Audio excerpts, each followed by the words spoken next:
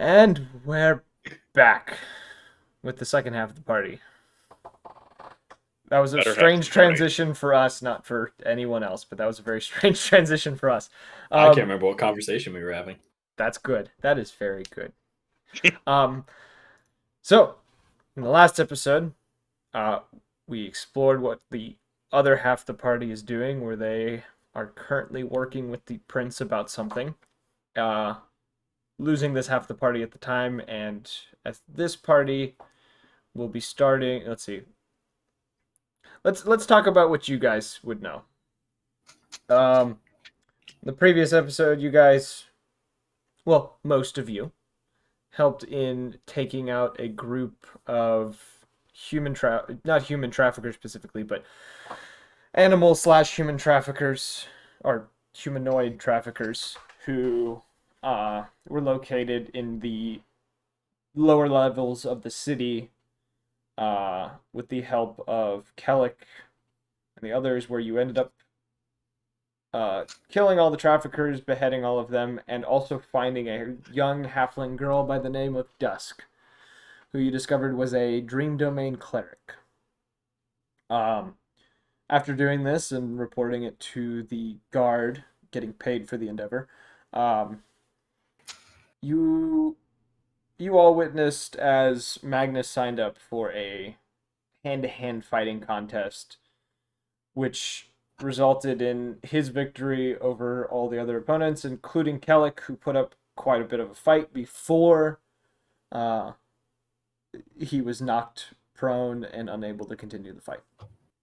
During this time, Balrock, who was in a mood when they reached the city, ended up staying within the bar during that day, drinking and doing whatever within that bar during the time while the party was exploring.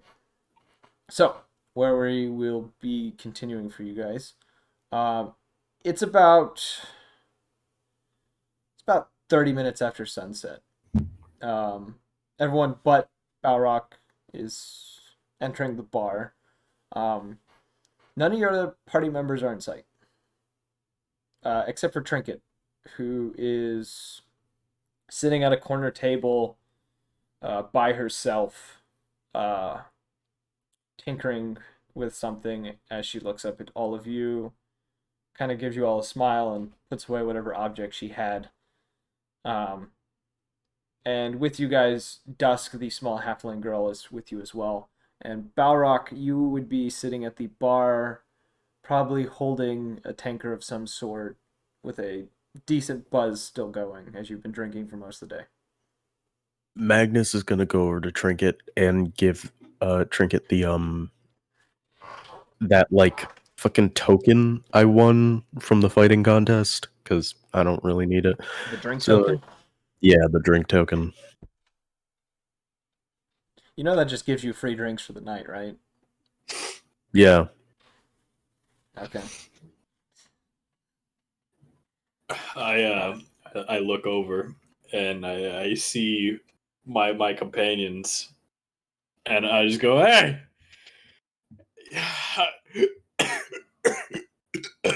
I know you." And I take like another swig, and I start stumbling over using like the bar as a support. It's Rick Hey, Sanchez of every. hold on. The festival already started, so when does that constant darkness happen, Tyler? You remember being told the middle of the third day of the festival. Okay. And this is the first day? This is day one. This is day one. Okay. Yes. When you hand her this token, she kind of looks it over and says, what is this for? Why you Drink. give me this? For drinks?" Yes. So, 3 libations. She says, "I'm not too much of a drinker. Especially not to I the have even less quantity." use for it. I see. I wonder how much I could pawn this for. I finally reach the table. I slam my hand down. I go, "Ah, I'll take it. It'll be mine." And I slowly start reaching for it, but I'm like also like losing my balance. If you 20 want to try to gold. take it from her, you can roll I a dex don't want check. to try to take it. I'm just like reaching So, for it, but I'm just like. So what you're explaining is this is a poor excuse for a snatching of an item. Like it's in slow motion. For you, it's in Yeah. real time, but for everyone else, you're moving like quarter speed. Exactly. I'm just like, I can almost taste it. Just like so And- slow. Almost there. At this point, I'm just giving off such a reek of alcohol. Oh yeah, you the smell around him is it smells more like you are standing over a barrel of beer. It smells so bad I can sound alcohol. It's yes, you can hear the alcohol in the air. That's how bad it smells just of just straight ale. Being around me gives a buzz. Yes, the air is intoxicating around Balrog. Oh, or so you're Balrog. saying he's just finally someone people would want to be around? Burn. Hey, Hey, that's very nice. hurtful but true. You got me, but you didn't have to do it that way. You got me, but you didn't have to fucking kill the man. Trinket casually just kind of moves it out of the way, and she says, Please. "How much you want it for?"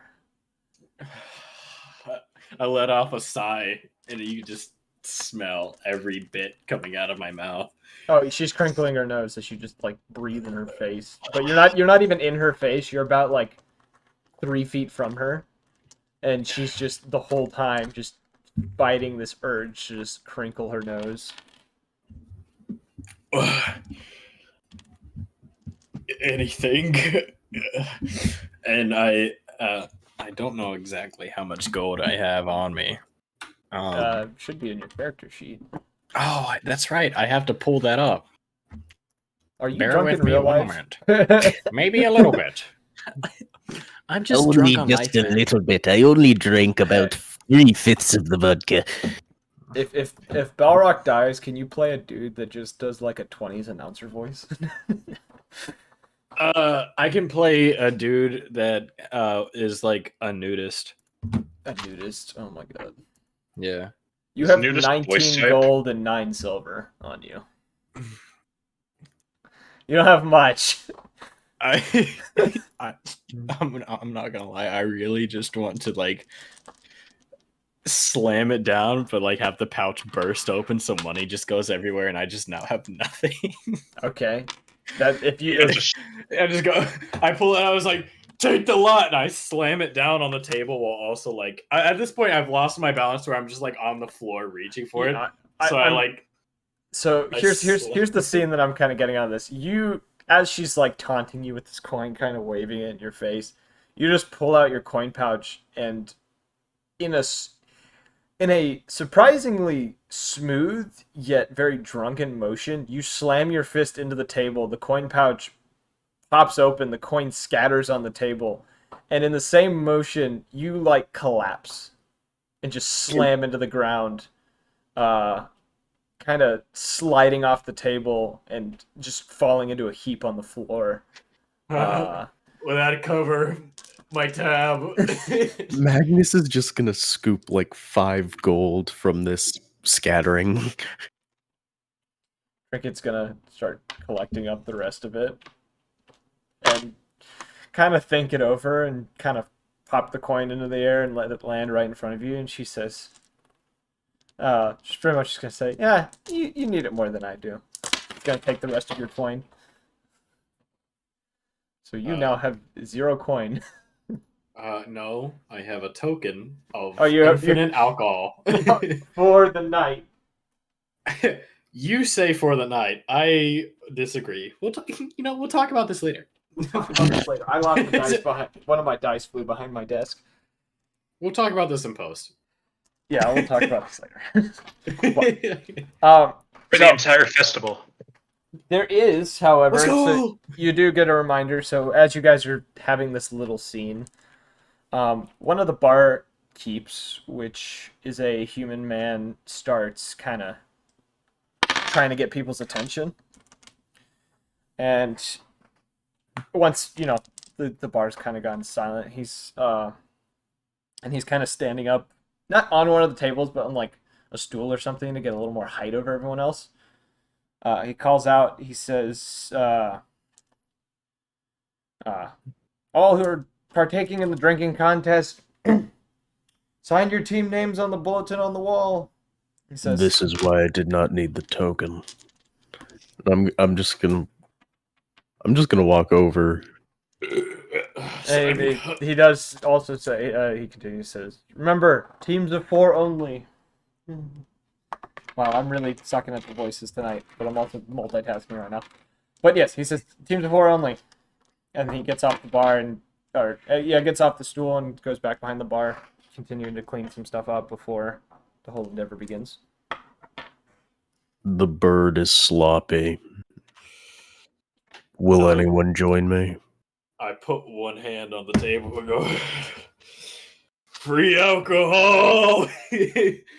You've already gotten your coin and you will be of no use. I'm like slowly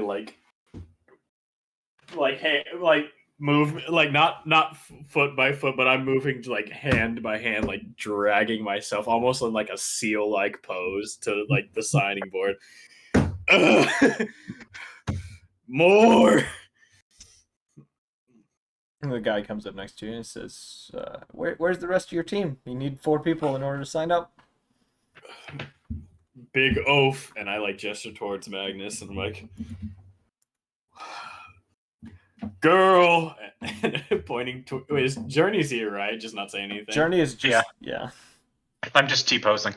Girl, girl, and wait, I can't remember what race is Andraka.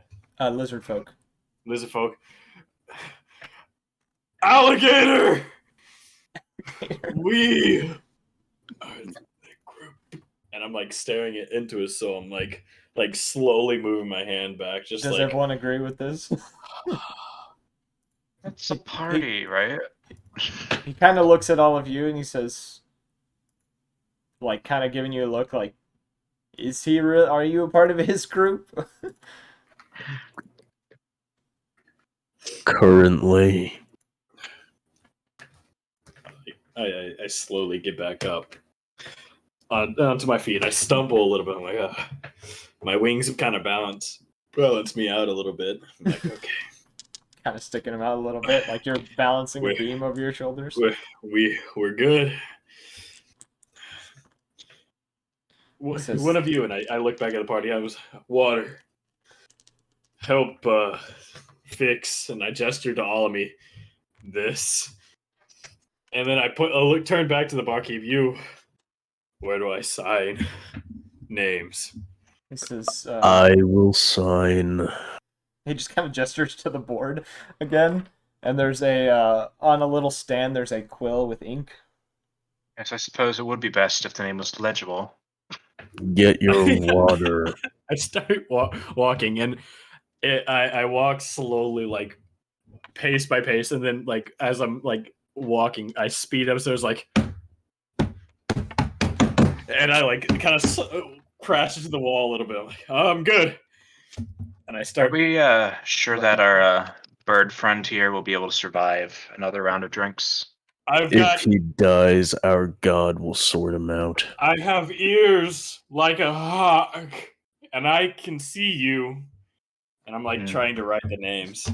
Trinket is sitting there trying to do the math on what you just said. I'm gonna go over and just take the quill from his hands and write our stuff legibly. But as you do this, you notice that I was just like drawing like a miniature like bird. Like I was just drawing each and every one of us, like not writing our names, but like drawing us. He was drawing hieroglyphics. So as you take this quill from him, you do notice a very poorly drawn bird and what looks to be the start of a lizard.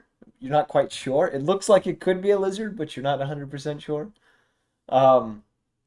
And kind of push him out of the way. What? In his state, he collapses a little bit more and then kind of flings himself back up and kind of stumbles on. So you're just continuously asking for water? Water. I want to stabilize a little bit so I can stop doing this bit. Okay. You brought this bit on yourself. You Yeah, brought this bit on yourself. very true. Well, wouldn't I have to roll to see even if the water did anything? Yeah, so by around this point you see that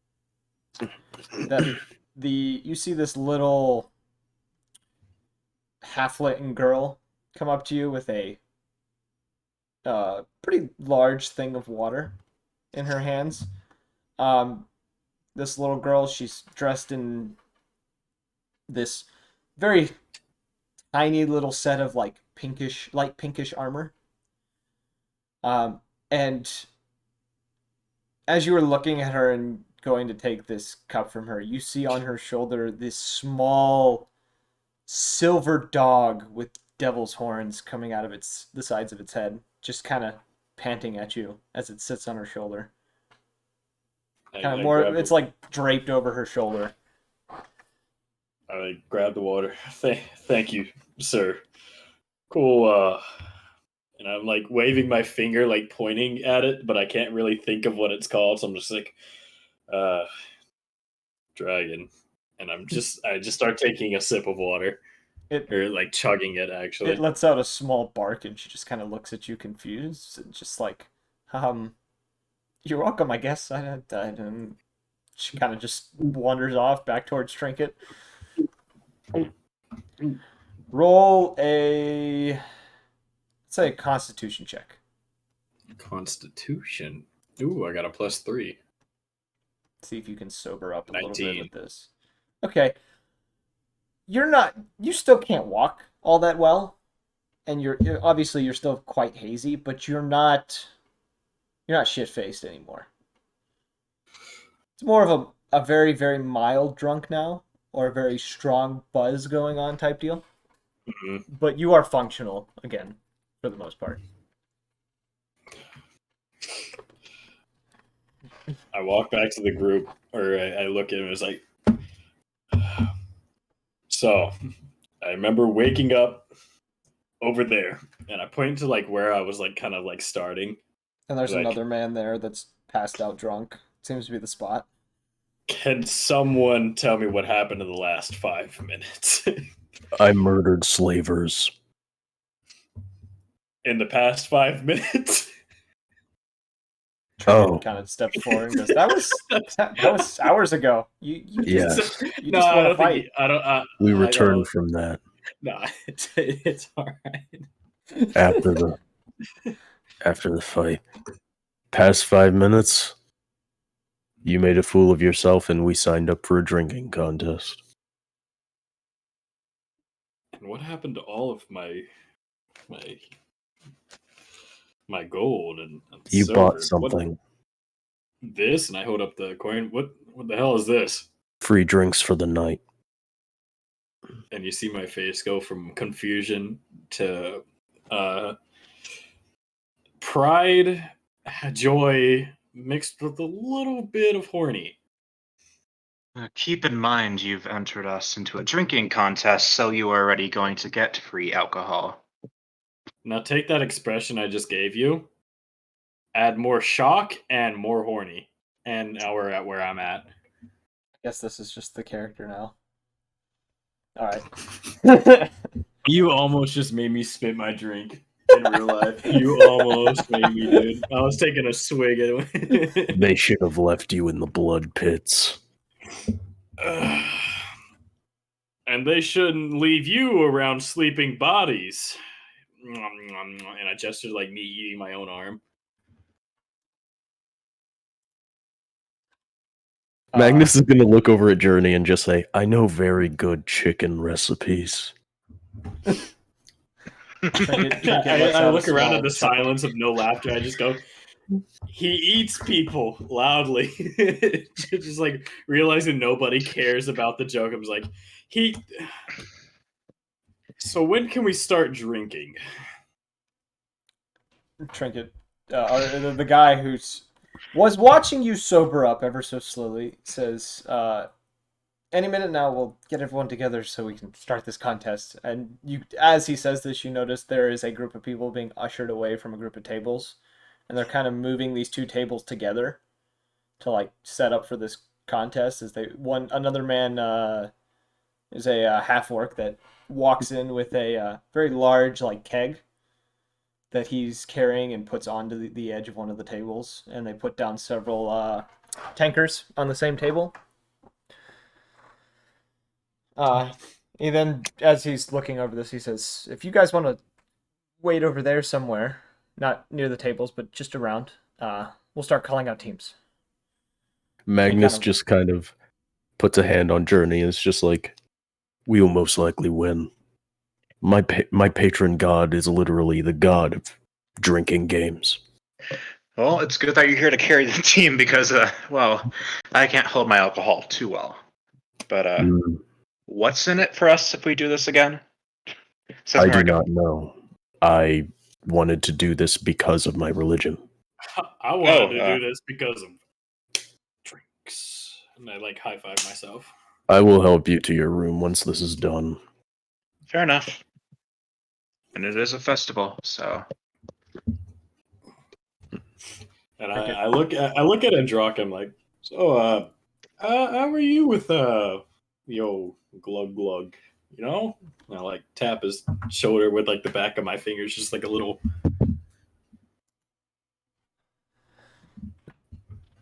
I stare at you. He plays a very good lizard folk. Yep, definitely not creeped out. Little boy, any more water for me? The halfling girl looks at you and she says, "I'm a girl, thank you very much." You're welcome. Magnus just looks over at Balrog and just says, "Go out back and purge. You'll need the space for the extra drink." I'm sorry, what do you mean by you're welcome, Journey? It was the obvious joke to make, but you're too drunk to make it. She just kind of like was super confused. She just stares at both of you like what? Magnus just looks down at Dusk. I do not understand these two. However, the bard is more palatable. She shakes her head and she walks right up to you, Balrog, puts a hand on your chest, and she casts the spell Protection from Poison, which you feel the alcohol in your system diffuse. How long does this last? Technically it's an hour, but But I'm can you making feel it. the high? Would this cheat the competition? It's That's why he's making this Yeah. instantaneous. that's why most likely. this is an instantaneous thing just for this. Oh, The way that this is being casted is just to sober you up. In the time that you guys would actually be the ones doing your thing, we'll say this is over because they're still setting stuff up. You're not going to be the Lance Armstrong of drinking contest, if that's what you're wondering. Yes. Hey, we'll let the dice decide this one. But let me explain the way this is going to end up working before we get into that. So the way that we're doing this, you will be put against another team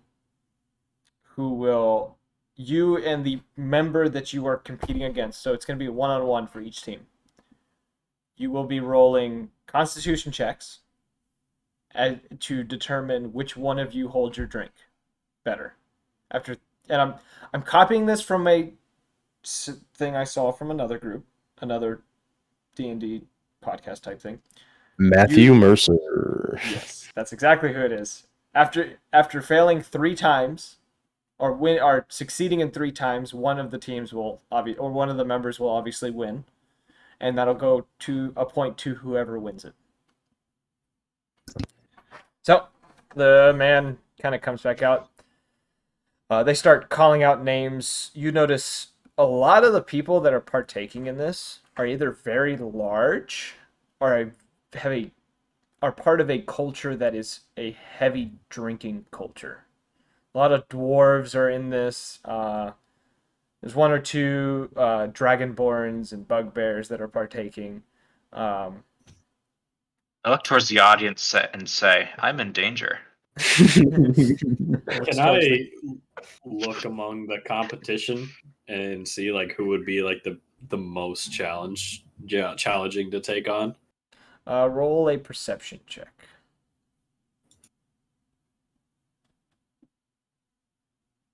15. Whoa, hold on. That's really weird. It landed on a 17 on my screen, but it's putting up 10 on the bottom. It's 15. Shut up as No. shut up as I know. Oh, I have a okay. +5, but like the dice. Yeah, so you got a landed on 15. 17 So right next to it. looking over the crowd, the team that you guys would have the most issue with, you've noticed there are 5 other teams. So the way this is going to work is you guys will drink against your team. 3 teams will get eliminated. No, sorry, there's 7 teams because I'm trying to make this even. Half the teams will be eliminated. Next 2 groups drink against each other. Half the teams will be eliminated, so on all the way till there's 2 teams left and 1 team wins. So, you notice that the team that looks probably the roughest to go against there's 2 dwarves, male and female, a dragonborn, a hulking dragonborn at that. This dragonborn is even sizable to Magnus. And then as well, their 4th member looks to be doesn't look all that tough, but it is a thin drow individual. But clearly, because he's with this team, he's based on what you're kind of getting off the vibe of them, he's done this once or twice before. Damn it, they're professional drunks. I gestured to this group. I'm like, these guys are gonna come in a very close second. Am I right? I like gesture for like high fives, and I'm like looking around like with a big open goofy smile, just like looking back and forth between everybody, waiting for something. Magnus he lets it sit there for a while, and then just out of pity, he just holds his hand up. As soon as he touches the hand, like the faintest feeling of touch, my arms get lifted back up into like a pose. Let's go, wings stretched. He's like, yeah. So as you swing out your wings, there's a couple swears around you as people are almost kind of knocked over by the sudden spread of your wings. It's sure can be embarrassing if we lose. Yeah, one or two drinks are spilled a little bit. People are a little irritated with you. I do not even believe my god condones your existence. My god doesn't even condone my existence. Freebird! I just picture yelling Freebird and then just kind of marching off somewhere. With Freebird playing in the distance. Yes. All right. So you guys kind of take a position. You start watching. The first 2 sets of teams go through, and they don't seem all that impressive. They just seem like some people trying to get some free drinks, which is what probably most people in these competitions are doing. The first group, other than the group that obviously you guys saw, the first group you guys end up going against, though, consists of 2 halflings. There is a half-orc and a Kenku in their group. You guys are called up to the table. You take your seats. What is the marching order for this? How are you guys sitting? Because the person you're sitting across is the one that you'll be going against. I'm taking the orc. Got halfling. I'm taking. You said there was a half orc, right? There's a half orc, 2 halflings, Oh yeah, I'm taking the and half a orc. Kenku. What are Kenku again? Kenku Kenku are the bird people, right? It's like the like bird jabbers. People? It's like jabbers. Oh yeah, The raven people. I want to size up that guy. Remember, he's bird against bird. He's like half your size because he's only the Kenkus are only like 4 feet tall, 5 feet tall. They're not very tall individuals. So you size up to this little blackbird that's just sitting before you, kind of giving you a very narrow stare as he sits before his empty tanker and you sit before yours. Journey, you're taking one of the halflings. Yeah, well, a halfling. And I guess Eldraka is going to take the other. As he sits in silence. He just silently sits down before the... It's practically 2 against 1. Yeah, he sits down before the halfling. I'm just assuming, giving him a very cold stare. Just not saying a word. Am I correct on that? I'm staring at the height of a normal person. Oh, so you're staring above him. Yes. The halfling notices this and kind of scowls and grumbles under his breath because he knows that you're doing it to fuck with him. The barkeep then comes up, fills both your drinks, kind of explains the rules the way that I just did. Not the whole rolling the dice thing, but you know. The halfling looks to you, so you and Eldraka and the halfling will go first. Actually, for the brevity of time, let's have all of you drink at the same time. So I'm going to have everyone roll their checks all at once. And you're going to tell me... Yes. I'm sorry, Journey, were you saying something? Oh, I was just She said with checking his Constitution. Okay. 21. So it is a Constitution thing, Yes, right? it's a con save. Before 5. I take a swig, I just look at this the little jabbers like thing, and I lean in close and I go, you know, with jabbers, you know, being able to like doing like the voice replications, like that's a thing with just all Kenku, right? Yeah, all Kenku can do it. I take my grog and I just go, mimic this bitch, and I take my first swig. 20, baby. Dirty. Damn. But 20. I got a All 5 right. because my Constitution's 8 minus 1. So, you guys all take your drinks. Eldraka, did you? Yeah, you did roll. Okay, so you notice your halfling Eldraka, even though you are not looking at him. His ale hit him a little harder than it hit you. You downed yours pretty quickly. Just no emotion, set it down. Didn't even phase you. You were exactly as you were before this drink. Journey, yours hit you a little rough. You kind of you're downing yours. You kind of choke up halfway through, just a little bit, taking just a moment to like get yourself back together. Why this halfling just wipes the floor with you, finishes his drink long before you do, sets it down, lets out a belch, and kind of smirks at you. Magnus, Ain't the greatest brand. this might as well be water. You downed it like it was nothing. The half-orc, who was just behind you, you can kind of tell it hit him a little harder than it hit you, if it even hit you, but it's not. He's not too phased by it. And Balrock, the Kenku, he had just the way you said the thing to him, that little insult, he just, for some reason, just didn't get his drink down quite the right way and is coughing a little bit when he finishes his drink. Yeah! Team Bird Brain! Let's go! And I'm like fist pumping in what? air. So the next round of drinks comes in, so roll again.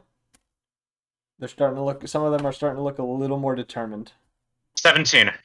Natural 1, baby! 19.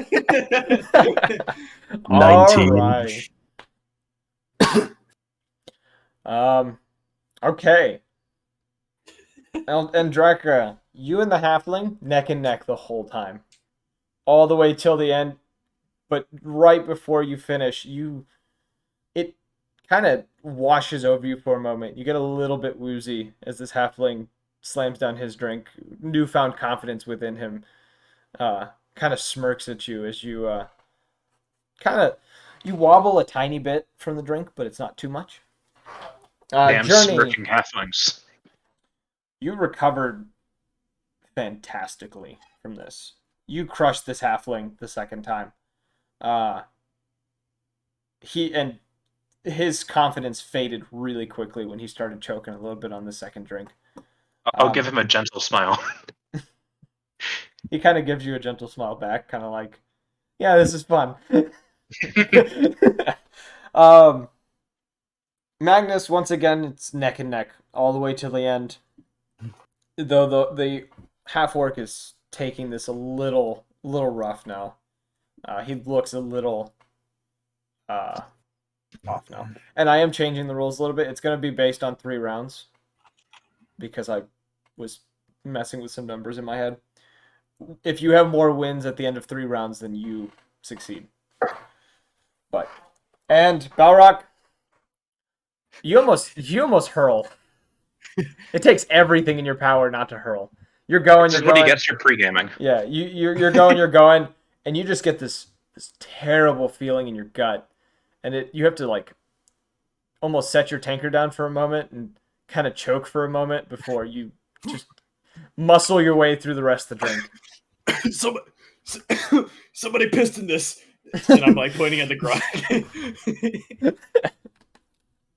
The Kenku mocks you, saying the same thing back, and then kind of makes a face at you and sticks his tongue out.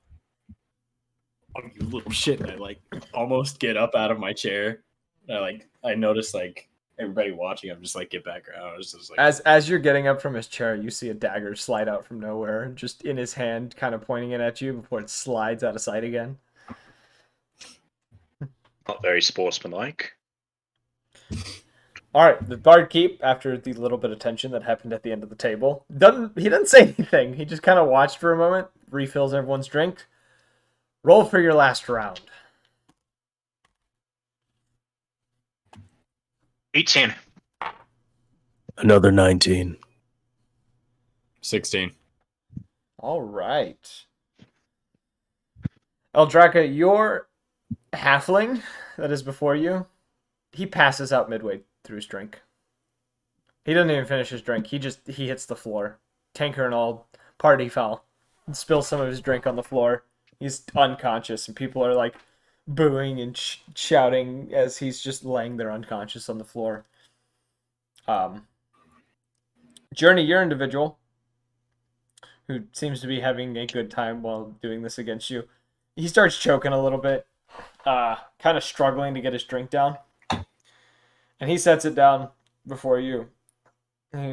As he's looking at you, he says, wow, you got a little more, and turns around, just pukes all over the dude unconscious next to him. Pretty awkwardly laughs and puts out a hand to shake his hand. Magnus, this half-orc suddenly got a newfound confidence in his drink, and he manages to down his a lot easier than yours, but he's not doing the best after his drink. Kind of sways a little bit before kind of setting down his tanker and just kind of tapping out type deal. Stands up, says, I'm done. I can't do it anymore. And slowly wanders off into the bar. And Balrock. Let's go! Balrock! Woo! Yeah, the crowd goes crazy. You have lights dancing around you. Your vision is no longer really vision. It's more of just a blur of colors. And you find your drink not quite going down your gullet like you thought it would, but more onto you as you find yourself sliding before hitting the floor. You're not quite unconscious. You're not conscious, though. You're somewhere stuck in between. Everything is just a blur of colors as your tanker rolls past you in this very mesmerizing brown circle that passes your vision for just a moment. But you are down for the count. Just talk about party foul. My hand slams against the ground. And He Not enough- is. Oh, That I was going to say. He's drunk enough to fall into semi-consciousness, but not so drunk he can't make a bad bird joke. yes. He's just drunk enough. Trinket kind of drags him off to the side while you guys are getting up. And announce the winners of that round. You guys are given 2 hours before the next drinking contest. Is there anything you want to do during that time? You're not allowed to do anything, Belrock. You are not conscious. you are being nursed back to soberness right now. I was gonna say, like, as Trinket's like dragging me back, I'm like, you should have seen the other guy. The Kenku is just kind of, he was laughing to himself as he is the only member of his group who succeeded. Magnus is just gonna fucking sit down, get comfortable, and wait. This is like... All right. Is there anything any of you want to do for that 2 hour period, or are you just kind of chilling? Yeah, Journey's gonna relax also. All right. Am I gonna be like all set, or am I just down for like the rest of this? No, you sober up enough to regain consciousness when the new round starts. All right, dope. So, your next group that you have to go against. It is actually that group that you had looked at before. Shit, we're already at the boss fight. The two dwarves, the dragonborn, and the drow. They sit down on the table. You take the dragonborn. All right. Yeah. What's a drow again? Drow is a dark elf. Oh, okay. Very pale skin, kind of almost like a bluish purple to their skin tone. You generally have white hair and stuff like that. They're not a fan of the sun. Let's put it that way. Okay. Yeah. You said it's two dwarfs. 2 dwarves and the drow are the ones that are remaining. To be I'm challenged. not I'll take Mind the if I- female dwarf. I'll take the drow then. And Aldraka takes. Are you taking the male or the female dwarf? Female. All right. You sit before this bearded woman. Thick braided beard. She is actually wearing plated armor as she sits before you. Just a loud clank as she lands in her stool. Journey speaks across the table saying, "I love your hair." Oh, for yours is the drow. So it's a I know. very like tall across, drow, like, white diagonally on hair. the table. Yeah. He just kind of looks you over. Kind of pausing for just a moment as he's kind of processing who you are, and he says, "Haven't I seen you before? You a performer?" Yeah, actually. Interesting. And he kind of turns and looks to the others, doesn't really say much else after that. Eldraka, as you sit down before yours, the dwarven man kind of chuckles and he says, "Oh, they allowing the cold lizard folk here." I again look at normal person height. I was waiting for it. Microaggressing all of these shorter races. He says, "Hey, eyes down here." I look at my opponent and I just go, I'm gonna learn my lesson this time. No trash talk, no nothing. Just simple man-to-man competition. I'd go to shake his hand or her hand. Sorry. She swats your hand away. She says, "If this was no friendly competition, I'd skewer you like a bird." Oh, you're a woman. You want to see a magic trick? She's, "I've heard about your magic tricks." And have you you? come Check to your realize, this is the storekeep that you ran into day one. You sober up just enough to have the realization you hit a card in this woman's boobs. conflict of interest, and I'm looking at the barkeep. He shrugs at you like, good luck. All right, so you guys are all given your drinks. Your challengers kind of look before you. And the Dragonborn for you, Magnus, he just kind of partially snarls a little bit as he looks you over, but doesn't say anything. May the gods smile on you. He doesn't say anything to that, but you're given your drinks, and go. Roll your checks. I think you already know. did. Over to Magnus, as he said, it was just like, you're supposed to be trash talking him. Okay, 15. You're supposed to be trash talking him. Another nat 1. Let's go, baby. All right. I thought I was supposed to be outload. Eldraka, you and this dwarf go at it immediately. Both perfect pace on each other, everything. Both slam down your drinks. You slam yours down just before he does, and he stares at you because he can't really look into your eyes considering he's not tall enough. And kind of, for just a moment, shows a bit of weakness as he kind of coughs a little bit before straightening back up. I never break line of sight on looking human height. Yes, I know. The whole time. Journey. You easily put this drow down. You take your drink. The drinks are getting smoother.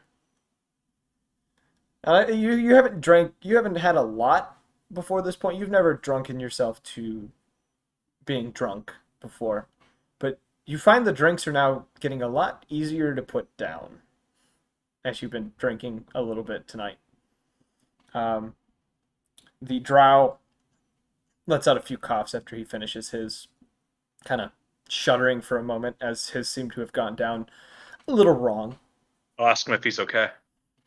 He kind of gives you a thumbs up as he's coughing a little bit. Magnus. This Dragonborn outdrinks you, which is a shock to you.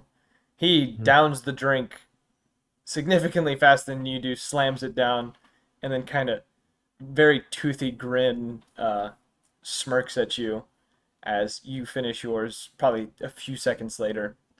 And it hits you a little differently than you're used to. Your vision blurs a little bit from the drink as you kind of, you don't shudder, but you kind of sway ever so slightly.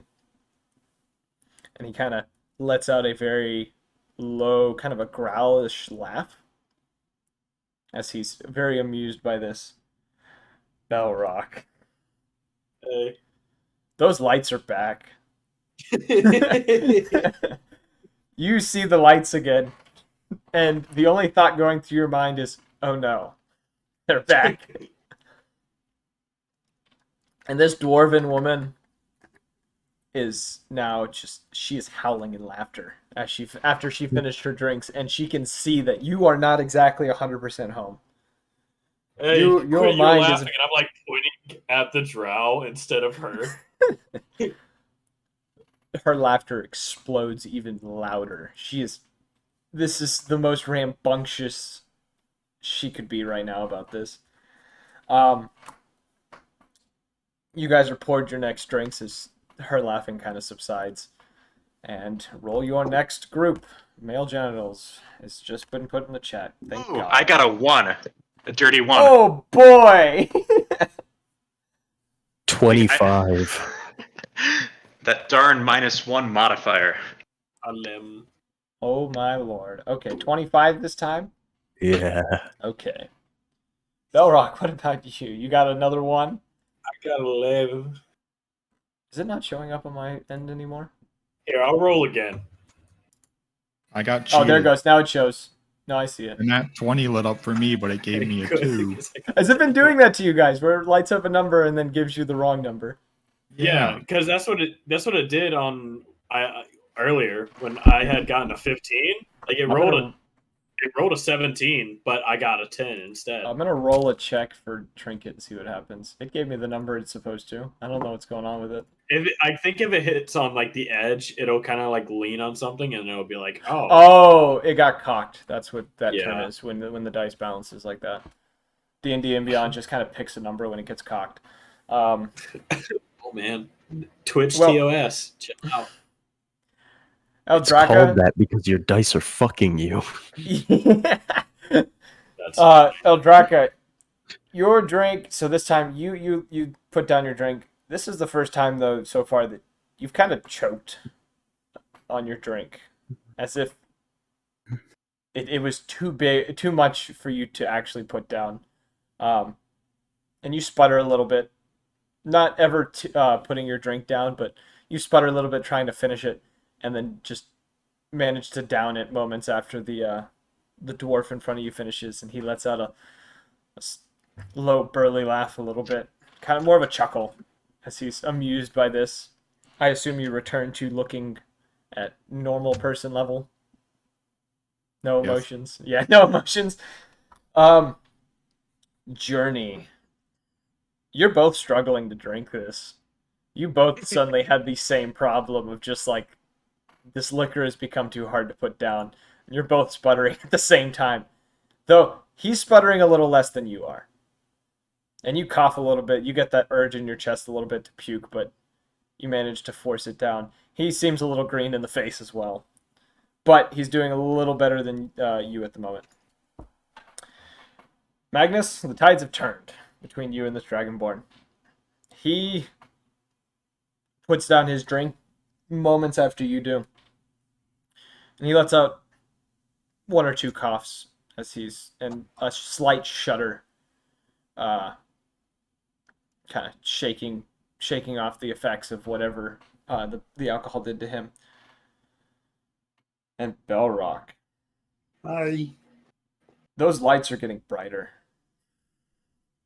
Don't go into light. You don't really see the dwarven woman anymore. There's just kind of a shape in front of you that's making noise. You can't even perceive the noise they're making by this point. You don't know where you are anymore. You don't even remember where you were before this. Mama, right. I'm hungry. I start like opening my mouth like a baby bird. And you see, as you're doing this, the barkeep is refilling all of your drinks, and you look down and you see the same. The only thing you can see clearly right now is your tanker, and the booze moving within it. You can just see the ale swaying back and forth within the container, and it's giving you seasickness. I look at it, and I like my finger, like just like my four fingers are just like resting on like the table, and they start like moving, just like this'll do. This'll do. Sobers up for just a moment to take a drink. All right, now roll your final check. Nat 20. 17. Oh wow, you guys came to play. Except for Belrock, who rolled another one. See, I think we should give our thanks to the Dice Gods today for giving us a fun narrative of Belrock's rules. We're gonna go to Belrock first. You guys turn as like you guys all finish your drinks around the same time, varying. It's kind of slightly varying. You guys turn to Belrock. His drinks, he finishes it, but then you just see him start taking on like a 45-degree angle where he's like leaning to one side, and he tumbles out of his chair, and the moment he hits the ground, just sprays across the floor. Just ale. Nothing else, because he hasn't eaten anything. It's all ale, just across the floor. And you hear several people kind of shout and scream as they jump back. Trinket does a little bit of like a backflip and ends up like grabbing on, like going over someone's shoulders and like grabbing onto one of the ropes that's holding like a lantern up and just like hanging over everyone, trying to avoid this. Make a dexterity saving throw. Yeah. To avoid getting ale all over you. Magnus, you wipe the floor with your individual. The Dragonborn finishes his drink. He kind of lets out a few low, kind of struggled belches, like under his breath, before he kind of turns a.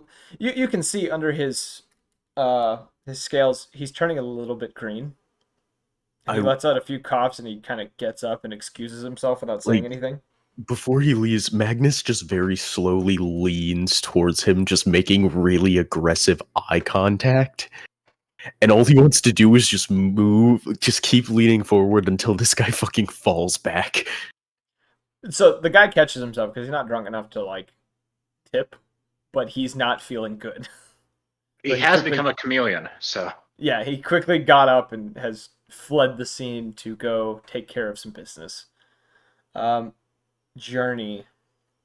You and this drow are neck and neck in the end, but right before you finish your drink, you get struck just with this sensation, and your world is swirling a little bit. Your tanker, you try to put it back on the table, and you miss the table. And you're out of it. You kind of tip over a little bit and kind of manage to get a hold of the edge of the table and kind of hold yourself there without collapsing, but you feel like you can't drink anymore.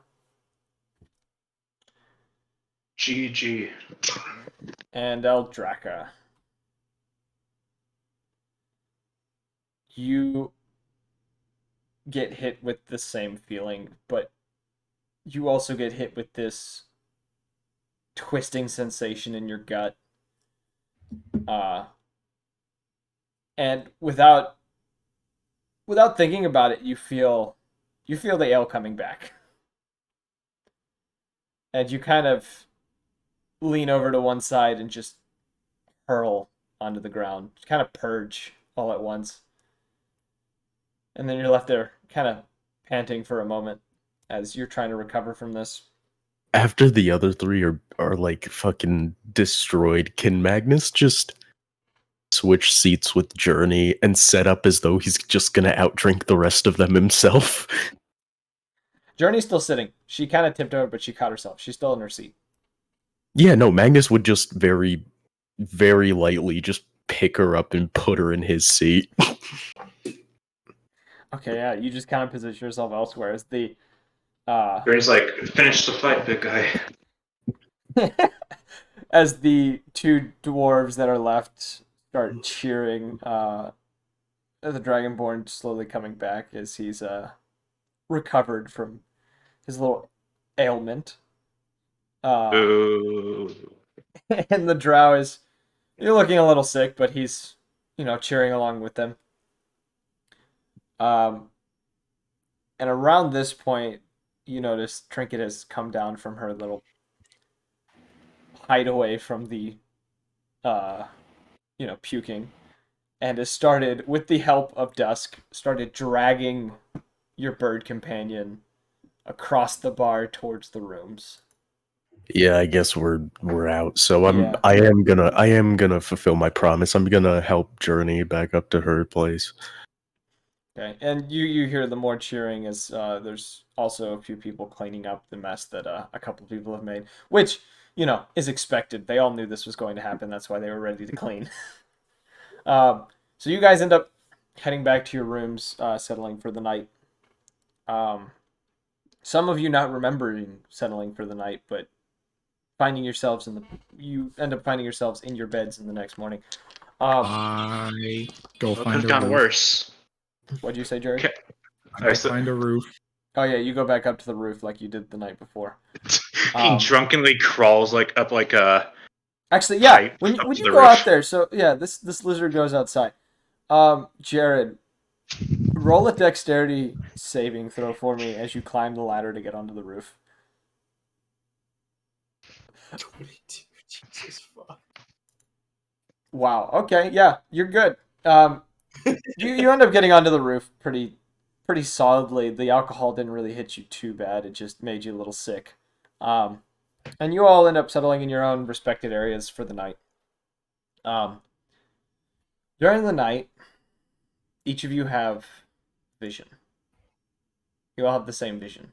So Oh, shit, here we go again. You each look upon almost in a bird's eye view of a desert landscape.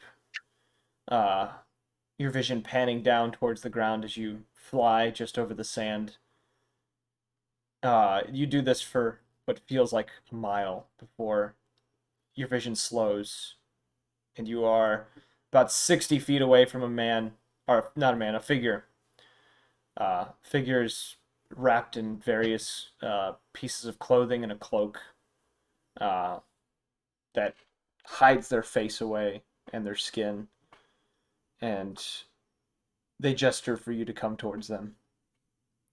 And as your vision grows slowly closer and closer to them, the bright sun of the plain or the desert seems to get brighter and brighter until your vision goes white. And you wake up. You're each waking up in your own respected places. I think Belrock had his own room. Journey had her own room. And I want to say... Was anyone with you, Journey? I think you roomed with someone, didn't you? I don't know. Maybe I roomed with Trinket or whatever. Yeah, Trinket probably. Yeah. You woke up, though. You remember Trinket being in the room with you when you went to sleep, and as well as Dusk. I don't think Magnus has a room, so he would have just walked out.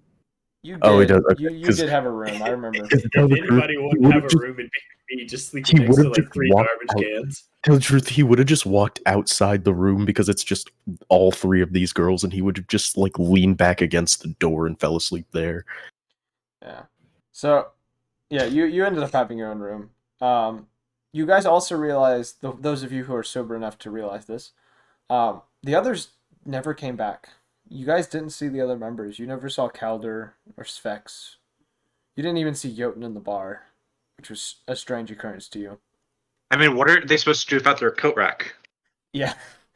Where's the coat There's just rack? coats all over the floor, and they got vomit on them. It was an unmitigated disaster. Yes. And as you guys wake, what kind of time do you think? No. Those of you that you are drunk would have woken up a little later. I think Magnus would probably, out of the group, would have been one of the first awake. Yeah, it's common practice for him to get up with the sun, man. Yeah, so, are you gonna? What do you do once you wake up? I know the others are gonna wake up about an hour after you. The bar not being tended. If you go to check the bar immediately, you get up and you head out to the bar. You find, upon entering the bar, you find Trinket sitting at one of the tables. The bar's a little bit in a mess, not too much. They cleaned up a little bit before they closed. But you find Trinket sitting at one of the benches next to one of the tables. Dusk is fallen asleep next to her, still in her armor, sleeping on the bench, leaning her head against Trinket's lap. And you also notice Trinket doesn't look like she slept well. Her eyes look a little tired and distant as she is fiddling with something within her hands. You hear several mechanical clicks of gears as she is fidgeting with a small box before she looks up at you. Kind of sets the box down next to a small container. Magnus is going to go behind the bar, and with the aid of using his tail to also do this, he's going to set up across the bar between him and Trinket, 6 cups of ale. Is your tail always there, or is it only when you rage? I forgot it was there. I mean, I'm not going to be using it for fighting, so I thought tail could just be used for flavor. It's not always there. No, it's not always there. You would have to rage if you were to do that. I know it's a flavor thing, but for this... Yeah, no, it's fine then. Because he's still got 2 hands. Yeah. So you just roll an acrobatics check. Intentionally gets really pissed off in order to use his tail. Yes. You got a rage drink, man. It's the only way. I roll to shit myself. Roll a 1. 19. Don't shit yourself, you puke. Alright. You, not as smooth as you did the day before, but you smoothly get over the bar, quickly make yourself your, what's 6 shots you said? Or 6 Yeah, drinks? just six cups, 6 tankards, whatever's the thing. 6 tankers, and then head back over to the table. With your tankers, what are you doing with them? I'm lining them up to create a line between Magnus and Trinket, and he just pushes one towards Trinket and takes one and just says, "What ails your mind?" She slightly lets out a small laugh for a moment. She says, "I didn't realize you were one for jokes." She says, "I'm just tired." She says, "I'm waiting for everyone else to get up. I want to talk about something with the group." She puts away the small box. If you want to figure out what it is, you can roll a perception check, but she's just putting away the small box as she's saying this. I don't think Magnus is the one to... It's not like he really cares that, like, he goes out of his way to protect privacy, but I don't think he just... I don't think he feels like being nosy right now. It's just... Yeah. She kind of sets it down. She also kind of shoos away the ale, and she says, I also don't drink this early if I drink it all. When traveling, raiders take this as breakfast if we can't have anything solid. She gives you kind of a half nod, kind of leaning her head against the table for a moment. And after a minute or two, you notice she actually falls into a light sleep at the table, while Dusk is still by her side, snoozing away. The rest of you come to consciousness about probably an hour after sunrise. Eldraka, the sun beaming down on you, is kind of what wakes you up, warming your cold-blooded hide, kind of bringing life back into your body as the night had gotten a little frigid.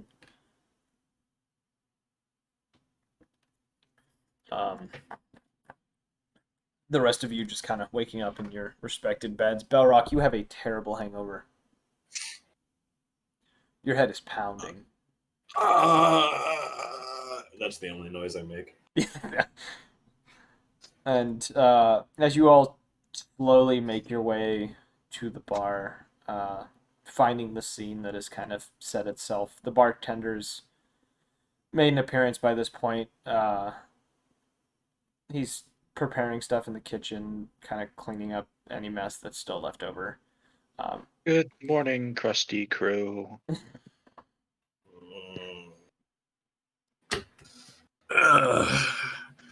We have any coffee? Are you saying this to the barkeep? Yeah.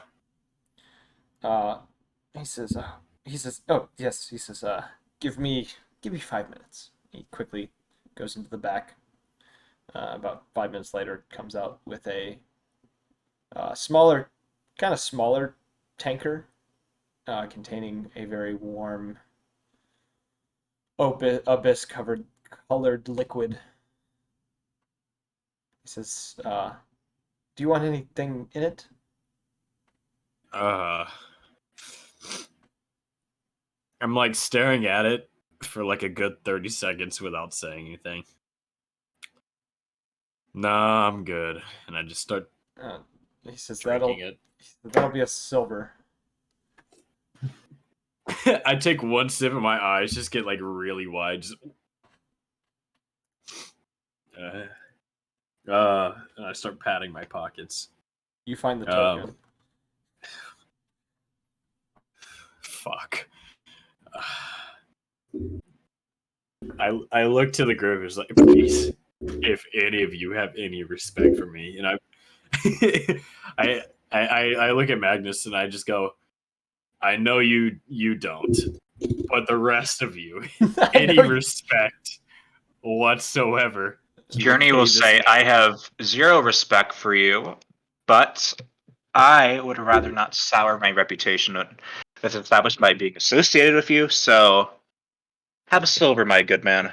So just state you are not associated with him. I take the silver and was like, thank you, my fellow associate. And I give the barkeep the silver. Guy nods and goes and puts away the silver. Yeah. Around this point, Journey is coming back to, kind of waking up from her partial sleep at the table. By this point, Magnus has finished the 6 ales that he put in front of him. And at the same point as Journey begins to kind of shift a little bit, Dusk also wakes up. You mean Trinket? Did I say Journey? I meant Trinket. Yeah, twice. Yes, sorry. There's a lot of people I'm throwing around right now. Yes. As Trinket wakes up at the table and she kind of shifts a little bit. Dusk wakes up next to her and sits up, lets out a yawn. The little silver horn dog, most of you know as Luna, kind of poofing into existence on the table. Oh, I'll just let you wait. Okay, never mind. You're good. Never mind. I'm sorry. What are you laughing about? Oh, I thought you said horn dog, not horned dog. Oh. And I was about to say, hey man, I don't think you should be saying that one. let's figure out a different terminology. But you said horned dog. Yeah. Yes. All right. I can see the issue. I can see the issue. It's like, and her horn dog. I'm sorry, her what now? Shut up. All right. On that note, as we're continuing with the story, she kind of comes to and she said, as you guys are kind of settling at the table, each kind of getting comfortable, Trinket looks around at the table and says, did anyone else have weird dreams? Trouble sleeping? Well, I did dream I was a bird, so that was a nightmare because that means I was Belrock.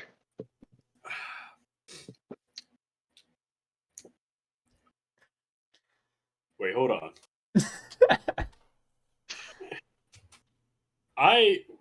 You had what?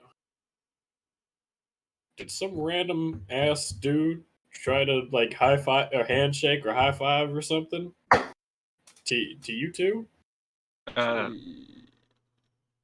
Not the exact thing, but sure. Trinket kind of raises an eyebrow and looks towards you, and then looks towards you, Journey, and says, was he in a desert? Yeah. It's pretty deserted. Except for that one guy. A lot of sand. She nodded, and she said, I like sand. I think I need to go to the Outlands. Ooh, found the Outlands. Well, that's if we want answers. My answers lie in the bottom of these tankards. I don't like sand. It's coarse. Don't say it. And rough. Copyright pretty irritating. And irritating. I'm about to get sued by Disney. And it just fucking gets everywhere. And then he turns to Trinket and says, but not you. No, I'm just kidding. No, I'm just kidding. I had a feeling this was... When I wrote when I wrote that, I had a feeling someone was going to bring up the I hate sand bit. Sure, Trinket's from a village called Naboo that's under blockade from the... Actually, it's called Taboo. No. You're going too far. You're going too deep. We might actually get a cease and desist now. Yeah, we might get cease and desist. I don't need this channel to die. We just made this. Before we leave, yes. And I look at the group. If we do leave, where are the others? Because I know I wasn't drunk enough to see double. I know there was more of us. People come, people go. Trinket pitches in. She says, "I saw some of them leave this morning. They were heading towards the castle." They didn't even tell us. How rude. Truly. I think they were summoned by the king or something. I don't know.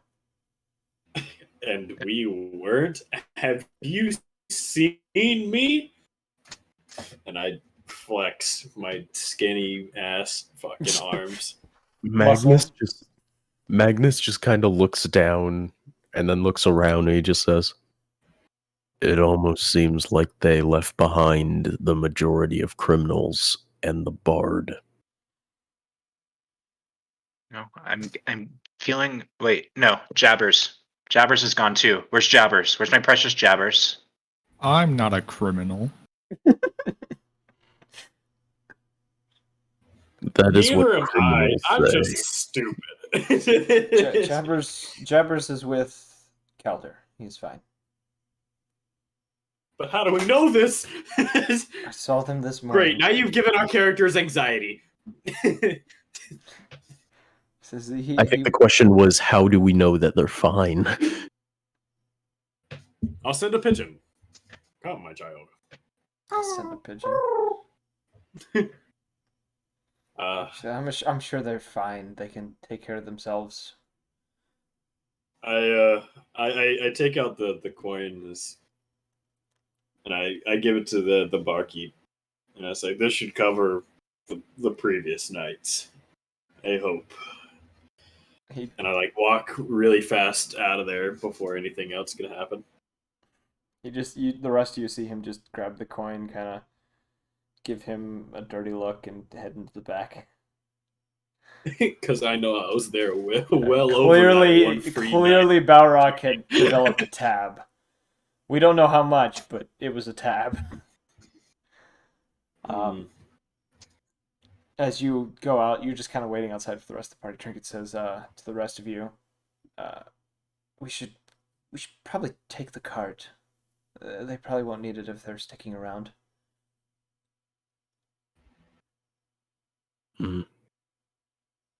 Shit, where's my horse? And Magnus is gonna walk out just to make sure it would be in the Grace stables. is still there. Yeah, he's gonna walk all the way to the stables. So, are the rest of you following? Sure, why not? Yeah. So you guys head to the stables. You find Grace. She's there. Dude, where's my car? The rest of you retrieve the cart, which you guys had paid for to be kind of stowed beforehand. You got your horses back. Trinket kind of making sure everything is set up in the cart before turning to all of you and says, "Do we need anything before we head out? Do we need to make any stops anywhere? Buy anything?" Or I outturn my pockets and I go, "I own lint, and that is all I have to my name." Well, that's important to have. We should check our stocks, though. Who knows? We might need lamp oil, rope, bombs. No. The hell kind of musician are you? And I just am staring at you at Journey. Trinket says we may need rations. That's about it. I know I have stuff to cover me, but I don't know about the rest of you. Well, have you been to the Outlands before? Do you know the path that it takes? I know we're gonna need to make at least one stop on the way. I know the two cities we could stop at, unless you guys have another idea. We can go to Springfield first, and then down to Greyboro, or we can go straight to Greyboro. Preferably, I'd rather go to Greyboro. There's things in Springfield that I don't want to see. How long is the trek to Greyboro? 8 days, give or take. We need more rations. Well, we have more room in the cart now. Yeah, you guys have a whole cart that Or you we can could, carry stuff. I like tap my back and I go, wing it, and just, I don't know, find something on the way there. We didn't have really any troubles finding meat with those wolves when we were going to the dragon cave. Magnus has already like walked towards a general store. For the you guys, you enter the general store. Inside there's a partially awake elven man. He doesn't seem to be much for morning, but as you open the door, a little bell on top of the door kind of rings, ding-ding-ding-ding. And he kind of sits up quickly and sees your massive figure coming in. He shrivels up just a little bit before. Lamp oil, ropes, bombs. You want it? It's yours, my friend, as long as you have enough gold. He's not that confident. He says, "Oh, hi. It's not more shit. Hello." He says, "How can I help you?" 30 days of rations. He says, okay." He says, that would No. be 50. 50 days of rations. Yes. Let's see, 50 days of rations. That should be, say, probably 80 gold. All right. You give him 80 gold. Yeah, he's just actually gonna pay for this. You give him God. 80 gold. He says, give me one moment. And he quickly kind of scampers into the back and retrieves 2 very large crates worth of rations. Kind of, with a little bit of issue, struggles to set them down before you. He says, he takes the coin. He says, "Is there anything else I can help you with?" No. And he's just gonna stack the boxes and pick them both up and leave. And he watches you go out the door. He says, "Take care." As you walk out the door and set the rations within the cart. I guess put that in your inventory. Yeah, when I get back to the group, what I'm doing is I'm doling out 10 days of rations to each member. Yeah, including Trinket and Dusk, excluding Balrock. Let's go! Everyone gets 10 rations except for Balrock. He's the one who started talking about winging it. Actually, never mind. I already have 10 days of rations. He can get 10 days of rations. Okay. I literally spent all of my money on everyone but myself. Well, not all of my money. I spent just a large amount of my money on everyone but myself. Gotcha. Okay, now I have... I did one better. By earlier that day, I spent all of my money on nothing. He did do that. I lost it all. He's got you there. Hey, if you think about it... took some of my gold, now that I think about it. Balrock is actually in debt to me. And every day he doesn't pay that silver back. Well, let's just say the interest is going to be costly. Balrock doesn't even know this is happening. Alright. So you guys all clamber into the cart and begin your journey south. Are you guys going to make the stop along the way? Are you guys going to Springfield? We should probably go straight for... Are there any stops on the way? So, actually, Great Kingdoms Industrial. Everyone but Journey roll I would say history check. Journey, you would kind of know this. This is the part where I pull up the PDF full of stuff. Yeah. I got a 16. Okay, Balrock would have an understanding of this. 13. You have a mild understanding. And what is Eldrakus? Because I'm not seeing it. He had a 17. He had a 17. All right, you all have an idea of this place. So you know that, and this, I'm not trying to sway you on where you go, but you guys know that Springfield is known for being a large craftsman's and guild town. You know this is a place where a lot of guilds kind of come together, bring their best work, sell it to market, stuff like that, make trades, stuff like that. So there's a lot of, this is a place to get a lot of specialty items. You also know, because Greyborough is a very popular place to go, it is a large industrial town, probably one of the most industrialized cities in the world, other than Grand industrial heart of the great kingdom of Almoria. Yes. See Yeah, the pretty much. sights. It's literally in the 20s. It's steampunk as shit. You know that the creator of the city is a very powerful wizard who has developed a lot of arcane machines and a lot of arcane advancements. But yes, those are the things you know. So you guys, how would you like to head south? I mean, Springfield sounds like it has some good stuff, but Here you go. I think Discuss for a moment. I'll be right. I think we should probably respect Trinket's wishes on this. She seems uncomfortable with the If you whole guys want to go to situation. Springfield, if you guys want to go there, I will personally take Trinket to Greyfield. Greyborough. Greyborough, there we are. Yeah. Springfield like The Simpsons, Greyborough like not The Simpsons. Yeah. Thank you. So it's basically either just like, if you want a shopping trip, that's fine. I'll just be like, we could have a shopping trip in the steampunk city and replace our lazy horses that we have to feed and let rest.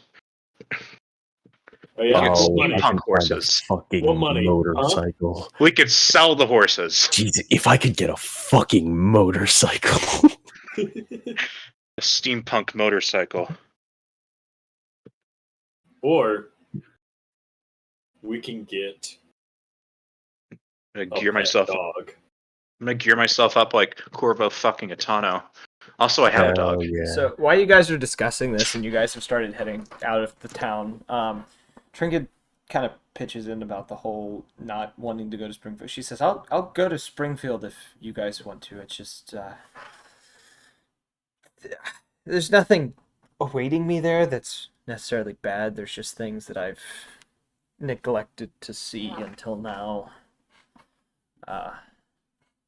So." Well, either we go to the boring trading town or we go to the awesome steampunk city sooner. And remember, she also said that you will go to both if you went to. You have the choice of both or one. It's either go to Springfield, then go to Greyborough, or just go straight to Greyborough.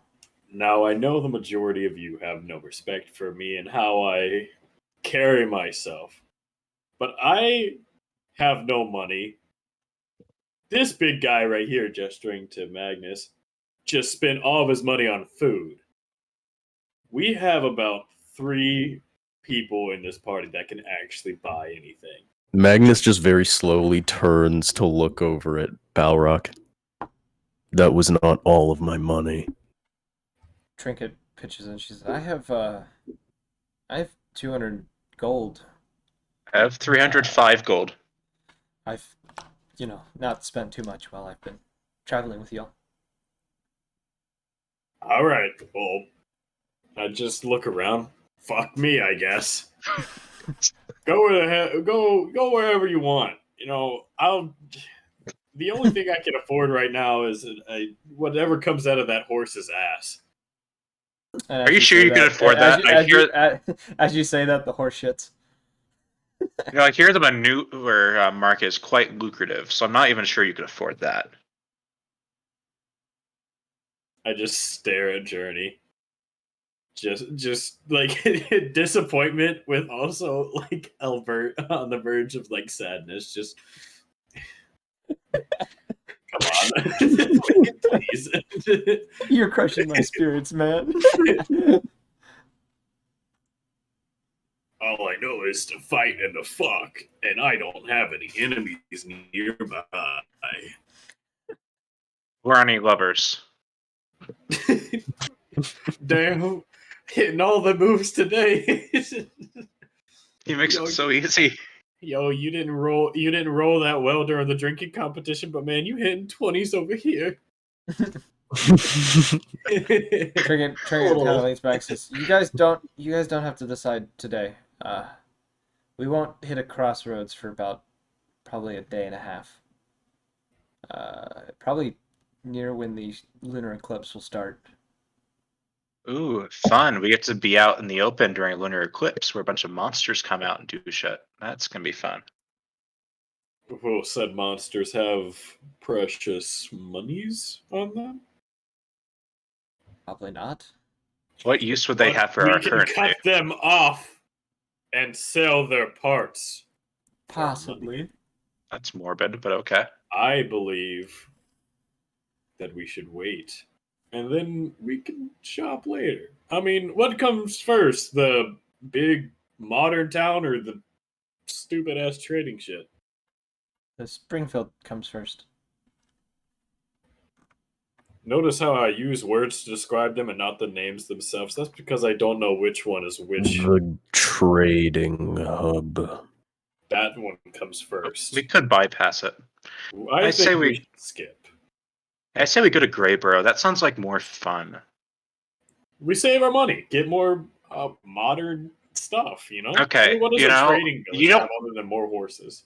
You don't have any money to save. Yes, but I can see. I can give great financial advice because I have no money. You know the phrase. I don't think Coaches that's how that don't works. play. Oh, you also realize that you're in debt to me, and every day you don't pay that debt back, it's just going to be exponentially larger and larger. I pay you in my time, I don't want your time. and I am debt free. Simple as that. And I looked at Andraka. We're making moves over here.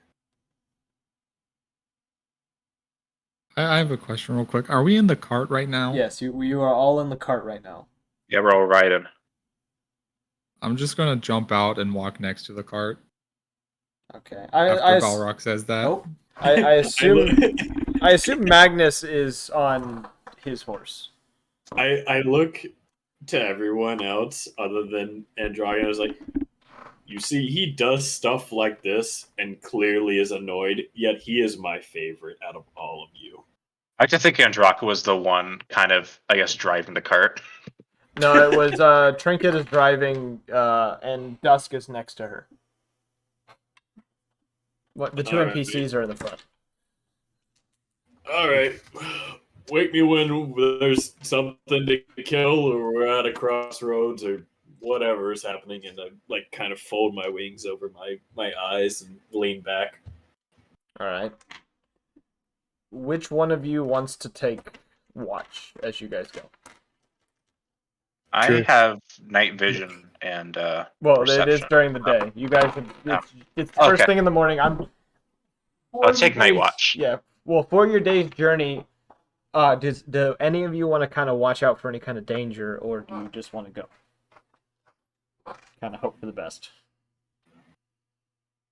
Well, Does keeping an I am eye out kinda- slow you down? No, so it would be if you were going double time speed, which is not recommended for a cart. If you were double timing it, you would have a disadvantage on a perception check of checking, like just kind of keeping an eye out.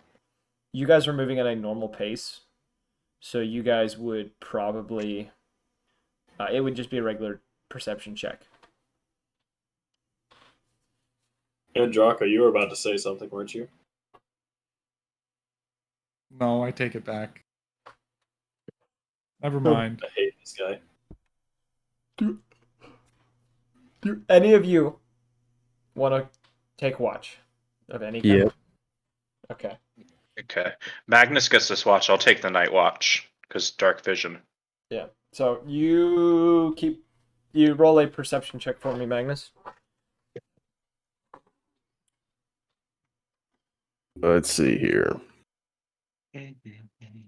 16. Magnus and Okay. Journey are like the ones who did all the group did all the work in the group projects. Hey, to be fair, we did most of the work in the group project before the party split, so you're in good hands. All right.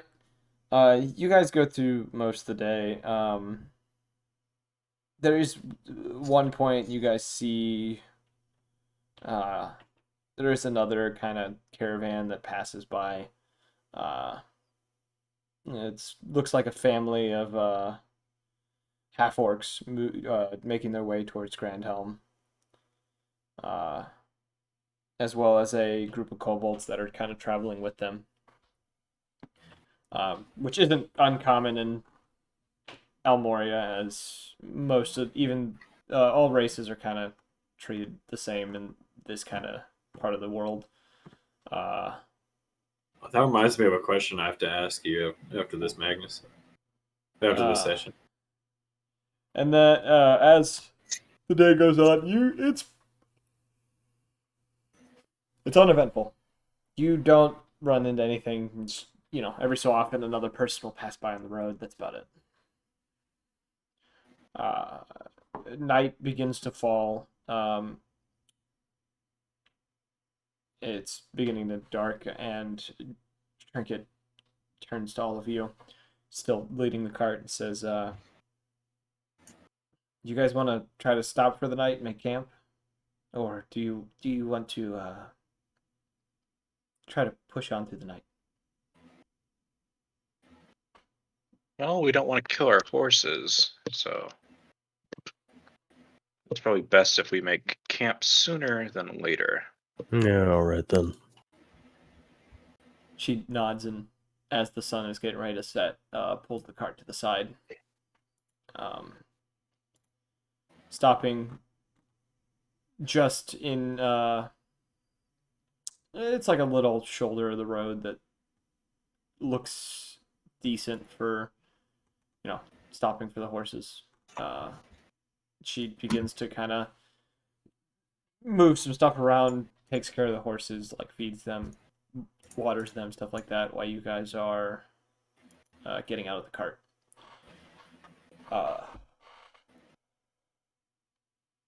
So yeah, I'll take first watch. Yeah. So you I guys assume I slept most of the time here. Yeah, you guys kind of set up a camp. Are you going to do a fire? No fire? Yeah, fire. All right. You all set up a small campfire, kind of next to the cart. I'm only going to take a short rest. You're only going to take a short rest? Okay. Yeah. I'm going to be propped up a little bit away from the party. Like, still in sight, but, like, I'm not going to be near any of them. Like a few feet into the grass, like barely visible? Yes. Yeah, and as a note, you guys have been traveling through miles and miles of just grasslands. Similar to the grasslands that you traveled through getting to Grandhelm in the beginning. I spy with my little eyes something green. Grass. Damn it. So Journey and Magnus, you're taking first watch? Yeah. Alright. Yeah, let's do the whole thing where we try not to die. Roll a perception check for each of you, or one of you roll with advantage. Would I get additional advantage for night vision? No. You would have disadvantage without it. Okay.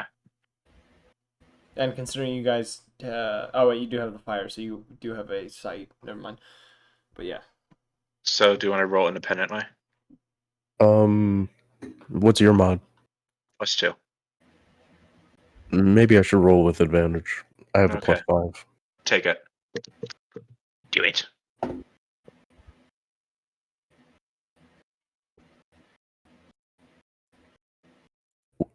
Nineteen. Nice. I almost fucked up the math there. Okay. It's a relatively quiet night. Quieter than the journey down to Grandhelm. You don't hear any howls like you did before, and roars in the distance. There's a few moments you believe you heard something moving around the camp, but upon further inspection, it just seemed to have been the wind or something of that nature, maybe a small rodent. But your watch goes uneventful. Is anyone getting up for second watch, or is Magnus just staying up? I'll stay up because I slept in the cart right over here. Okay. Like you can switch watch it. Like it technically being in the cart doesn't count as a long rest because you're technically still active in the cart. So if you want to take a long rest, I guess none of you would really. The only thing you would have is the chance of exhaustion later in the day and the next day if you didn't take your long rest. But no, I'll take a long rest. Screw it. So is anyone I switching died. out is anyone switching out for Journey, or is it just going to be Magnus staying up? I'll stay up. Someone wakes me up. Yeah, I'll stay up. Oh, you're getting up? Okay, so Journey kind of wakes you up. If you guys want to do RP, when we do these interactions, do the. I kick him in the side. Lightly. I barely tapped you. It's your turn on watch. I rest my head back. I'm like, and shoot myself up. All right, who am I on watch with? Oh, please be the lizard. Please be the lizard. Fuck! Magnus is just like sitting there with his back to the fire, sharpening his axe while he looks out into the distance. All right, get some sleep. All right, Magnus, we're gonna keep your roll for Belrock. Roll a perception check for me. What do I need to roll again? Perception? Yeah, perception. Yes. All right. Is it advantage, disadvantage, normal? Just normal. Poggers. 19. All right. Your eyes, they function. Yeah. Your eyes, they're working. Around this point, during this point in the night, it's probably pretty close. It's between like midnight to like early hours in the morning. You both hear some sort of wild animals kind of fighting in the distance at some point in the night. You hear a few growls and roars. It lasts for a couple of minutes, but it is some distance away, way out of your line of sight, before it kind of goes quiet for a bit. During this time as well, you do notice something very large flies overhead at one point, kind of blocking out the moon for just a moment before it continues south. You can't exactly make out the shape of what it is. All you know, it is very large, whatever it is that is heading south. But other than that, your watch is uneventful for the most part. And we both can see and hear all this happening, right? Yeah, you both witness all of this. I look at Magnus as soon as the thing flies overhead. I'm like, 20 gold. I can take that thing. Can you even catch it? No, but I can take it. Out of character, if he loses that bet, where's he getting the gold from? How much gold? Oh man, it's just a hypothetical, okay? You see that? Listen, I'm standing in front of you. I can barely block the you see in the moon. That thing is fucking high in the sky, and it cast cool mat. It dimmed the fire a little bit. Did you see that? I saw that. I'm getting nervous at this point because I know this dude wants me to fight whatever the fuck that is. Prove thyself.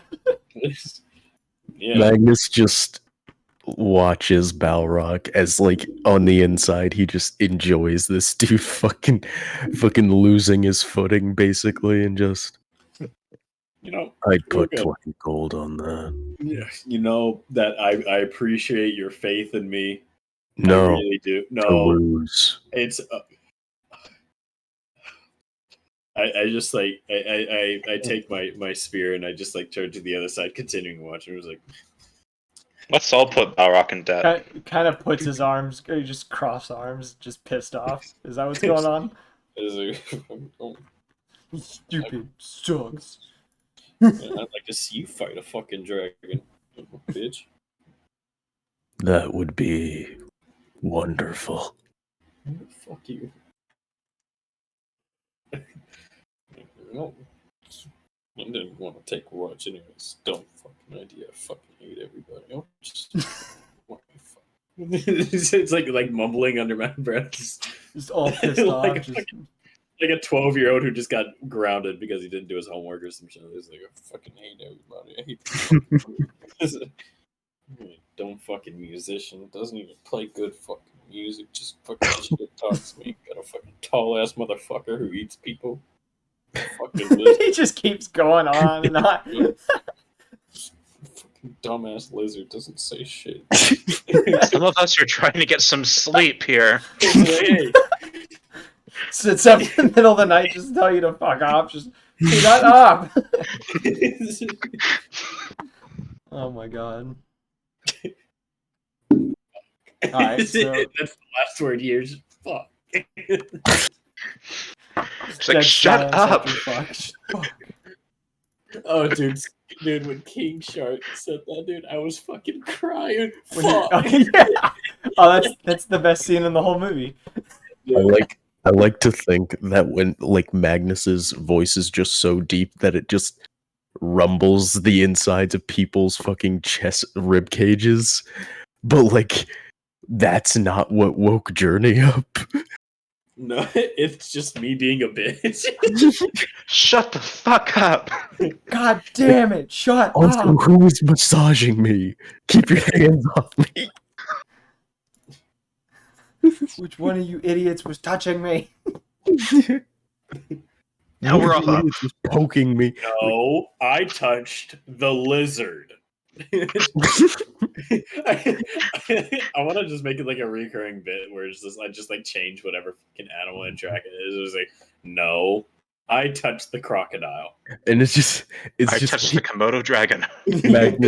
Magnus just lets out a low growl to just vibrate the fucking wagon. As you do this, Trinket, like a cat, jumps I'm up. not gonna do that. I'm not gonna do that. She is in the cart. I'm not. No, we're just speaking in hypotheticals. It's like I stand up, violently shit myself auditory, so everybody hears it. We're not doing that. that is for the best. Damn. No, Okay, the only before we lose brain cells, I think we should just continue this session. As long as Magnus isn't speaking, the only sounds he's making is like the very light scratching noise of him sharpening his axe. Okay. So you just Jay chillin' sharpening an axe. Yeah, I mean you gotta maintain your weapons every time, every chance you get. Fair enough. You guys get through the rest of your watch without any issues. Belrock, obviously being whiny a little bit, but other than that, you guys get through your watch uneventfully. Does anyone else gonna take watch for the last shift?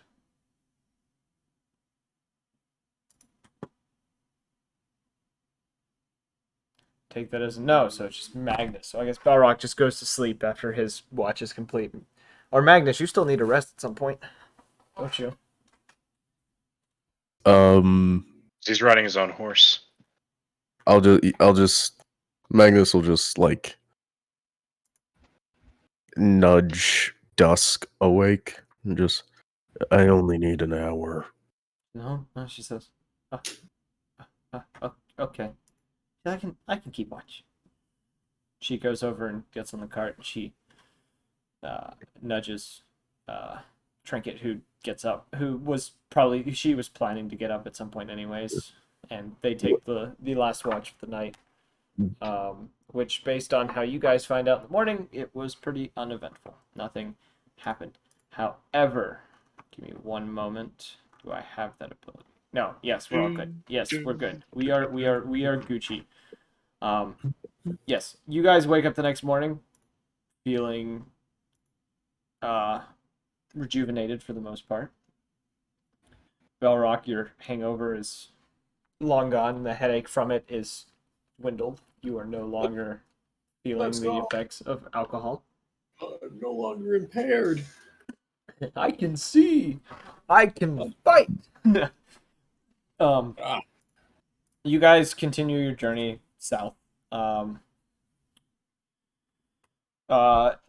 Who wants to keep watch as you guys continue down south?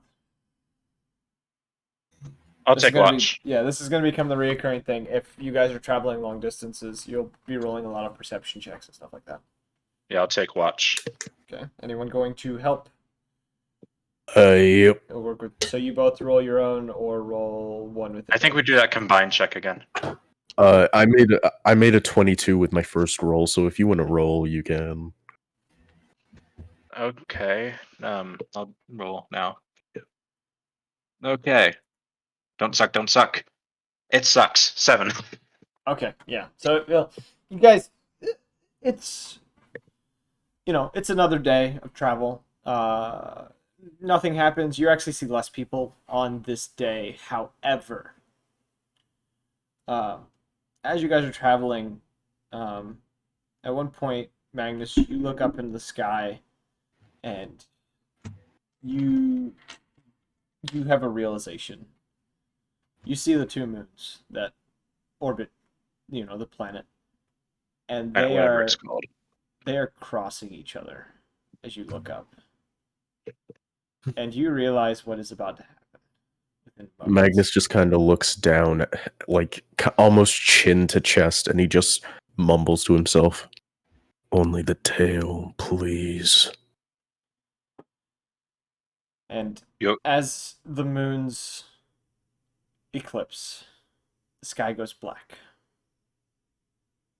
And it's very gradual at first. It starts around where the moons are, and it's almost like a shield forms in the sky, slowly draping itself over the horizon, all the way down to the horizon, ever so slowly, as everything around you goes dark.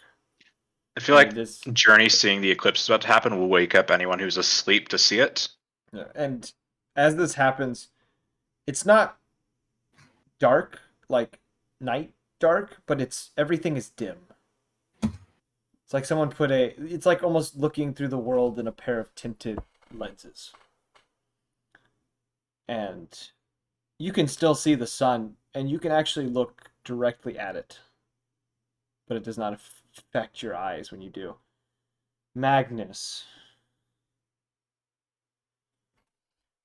It takes a second for the effects of this whole thing to take hold. A few seconds passes, it happens, and nothing changes at first. And just before you can let out a sigh of relief, your hands change to claws. The fangs that you usually have when you rage form, lengthen themselves. The tail extrudes from your backside as it goes back over the horse. And the fur that usually forms when you rage grows out as well. And you've taken on your bestial rage form you usually take. But you are completely in control. Whoa, buddy, you're looking a little long in the tooth. So basically, Magnus, because this isn't him actively allowing this to happen, so this is very different than normal. Yeah. Like, his claws, instead of just full on like looking like an animal's or a bear's or anything, they're just an onyx black, kind of look more like glass or crystals. The fangs can only really be fangs, but the tail looks like a xenomorph tail now. But it's furry. Isn't that how it works? Don't you? No, there's no specification about fur. So Oh, I didn't know that. yeah, and it's like the only like real fur that sprouts extremely is just basically a mane around his collarbone. Okay. Because I didn't fully understand your bestial form. Yeah. So you see this happen. Trinket kind of perks up a little bit and seems a little intrigued by this sudden change. But she's not saying anything. Dusk, she's not. She's busy with her little friend as she is talking to herself in the back of the cart. Or not talking to herself, talking to her little imaginary friend as they're holding a conversation while in the back of the cart. But other than that, after that little occurrence happens, you begin to hear howling some distance away. There's one point you see some sort of fray happening some distance in the grass, about probably a few hundred meters off of the trail, and whatever's out there, the two creatures that are out there are tearing each other apart. And they look fairly sized, but you can't tell exactly what they are that are fighting each other. And as you continue on, the rest of your day goes on uneventful. The sun that's barely visible in the sky begins to set, and darkness takes hold. Unlike normal, though, it is complete darkness. There is no light.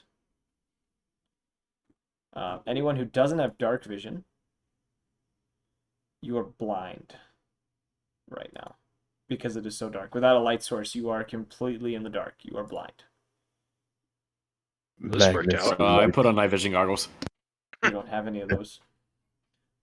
Uh, This isn't Bravo 6. yeah, I'm gonna light a torch. All right, you light your torch. I reach into my robe pocket and pull out a torch too. And as you guys are doing this, you see. Oh, she doesn't have that. Is it Dust that has it? Give me a moment. Nope, neither of them have it. Okay. Oh, yeah, it's Dusk. You see Dusk kind of throw a hand into the air, and you see these white flakes of light kind of sparkle in the air for just a moment. Cute. Before she realizes, she kind of frowns to herself and goes, wait. She kind of turns around and she's like, that doesn't work that way. Remember, this is That's also a not how child that Force is with you works. guys. We put a child on watch. Yes, you guys put a child on watch. That's it. But are you guys going to Trinket turns to you again and says, do you guys want to try to head through this darkness? Or do you want to stop for the night? Try to make camp somewhere. What's the worst that could happen by blindly going through an all-inclusive darkness, right? We run into werewolves? I say, What are werewolves? Werewolves. Now, hypothetically speaking, are werewolves, if they were somehow dismembered properly, would they be worth selling? You get a cool hat. I say we go through darkness. I think Journey kind of sits up kind of where the horses are because she has dark vision. Yeah, you would be sitting next to Trinket, who has also got dark vision. So, no, I think we can go for a little longer. So I can't see anything that's going on right now, right? If you have a torch, you can see. I want to say a torch lights 60 feet. Do I have a torch on me? 2 people have torches so Yeah. far, so you guys have about. I have a torch on me, but I haven't lit it. Where are you located, Eldraka? Are you walking next to the I'm- cart? No, I'm staring out the back of the cart. Okay, so you have a torch. You have torchlight at the back of the cart, and you have torchlight probably to the left of the cart where Magnus is riding his horse. So you guys, you roughly create about 100 feet worth of light around you. Probably less. It's probably more like 80. But there's about 80 feet of light surrounding the cart in kind of an odd ovular shape. And if you guys want to keep going, I'm going to have everyone roll constitution checks. I think that we should just continue on our journey, go to future town or whatever. Have we reached the crossroads yet? Not quite. It was about Alright. 2.5 days is the crossroad. I say we just keep shoving foot. We just keep going. Right, lizard guy, and kind of start. So he's like behind on the cart, right? And He's like sitting on the back of the cart, and I'm like blindly like patting back there with my hand, trying to find like a leg or something to like pat. It was like, right, buddy? roll right? a d6 for me. Oh fuck.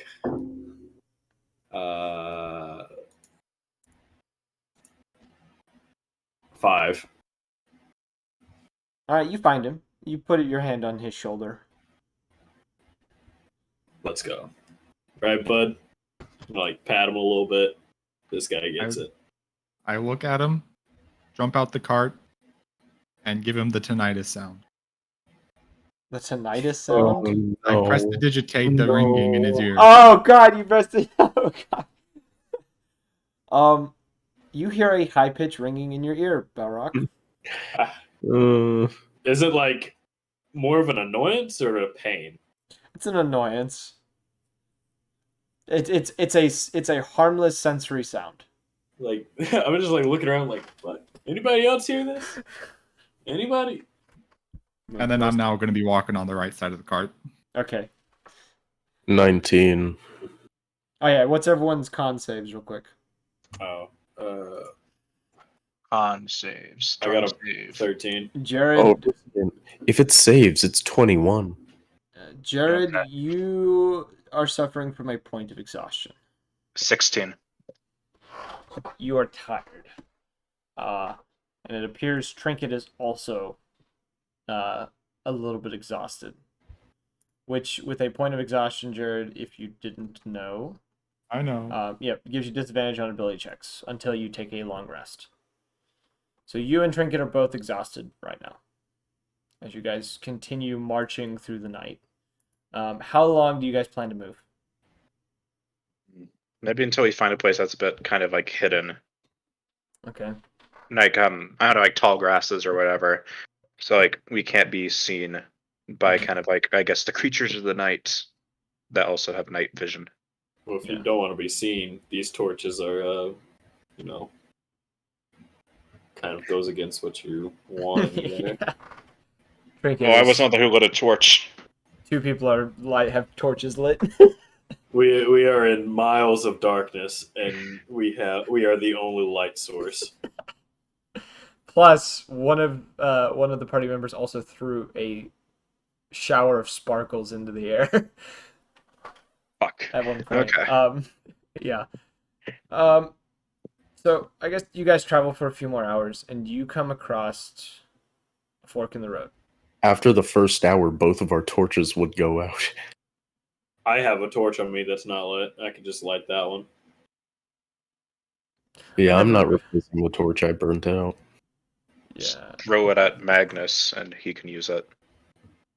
I pull another torch out of my robe. You know what? On second thought, I think I'm gonna save a torch for a more important date.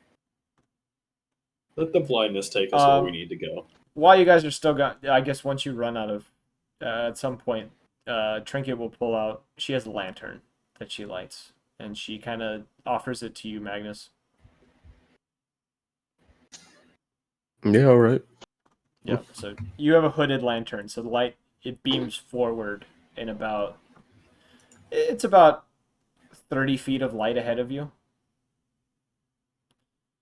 And I am not entirely sure if that's actually how far a lantern can. Yeah, it is. Oh, it's 30 feet. Okay, so it's 30-foot radius. But the hood on the back and the sides are down. It's just the front that's extruding light right now. You can lift the sides though. Say it's a special lantern, and then you add your own rules to it.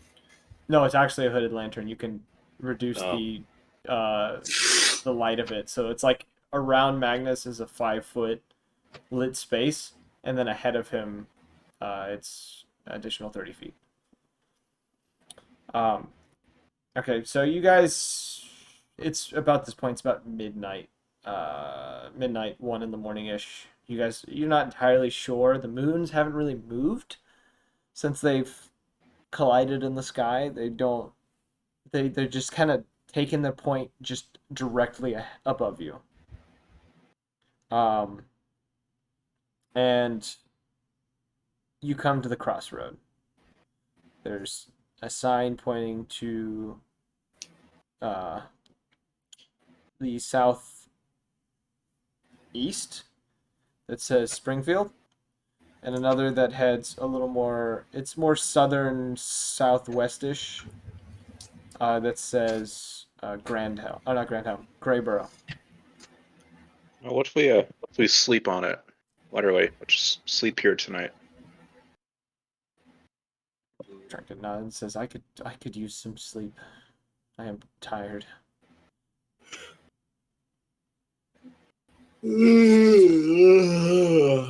She pulls the horses off to the side near this crossroad, kind of bringing them to a halt, slowly slumping into the back of the wagon and passing out not long after getting back there. What are the rest of you doing? It is sleep time. I think I need to go. so. You need to go? I need to go sleep. Oh, I think I was like, what do you mean you need to go? I looked to the very tired group, and I just like. So smartest thing, of course, lanterns out. Anybody can see in dark has to take watch, of course. Otherwise, we're all just sitting ducks with the only light source for miles. So you guys can, if you don't have dark vision, you can make perception checks. They're just with disadvantage because you can't see. So who here can see in the dark? I can, but I'm kind of okay. No, I'll take one for the team. I'll take first watch. Trinket can take second. I'm gonna volunteer her. She's asleep, but be fine. Just kick her like you did me. Oh no, you deserve that kick. That's fair. I understand. Yeah. Okay, you guys rest. I will stand here and be your sentinel. Till which point I am too tired. I again go lay down a couple feet away from group. Okay. I'd like to big spoon him. I would like Balrog. I'd like to just go to sleep in a design area that's not too far from him. I sleep next to I don't know, something like a tree. I don't know. Is there a fucking tree somewhere? You're in a grassland. All right, I'll sleep next to the thickest grass blade there is. He spends all night trying to find the thickest grass blade in the field. Yeah. Measuring This one's it. 13 centimeters. It's huge. And the rest of us are just getting up. I'm just gonna lie down on the fucking ground, man. Okay. Aggressively lays down. Wait, can't we just I'm just gonna sit on the cart and sleep in one of the seats. So there's no seats in the cart. It's like a flat bed cart. All right. Well, guess what? I'm sleeping on the flat bed of the cart. Okay. The ground is softer than wood, bro. Trinket passed out back there too. Like she's passed out in the back of the cart. Well, I don't want to get caught sleeping next to a little girl. That could prove difficult. All right. So, Journey, roll a perception check for me. Okay, let's not suck, but suck anyway because I just jinxed it. If you roll a 1, I'll give you a high five. 17. Okay. Okay.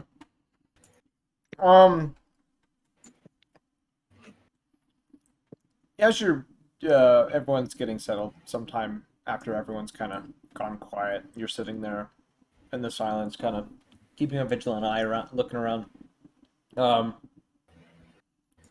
Those howls you heard from earlier, there's a couple that are kind of close. And you're not sure what to think of them. I'm gonna pawn my hand crossbow just in case. But as your watch continues, a few hours pass. The howls continue, but nothing ever shows itself.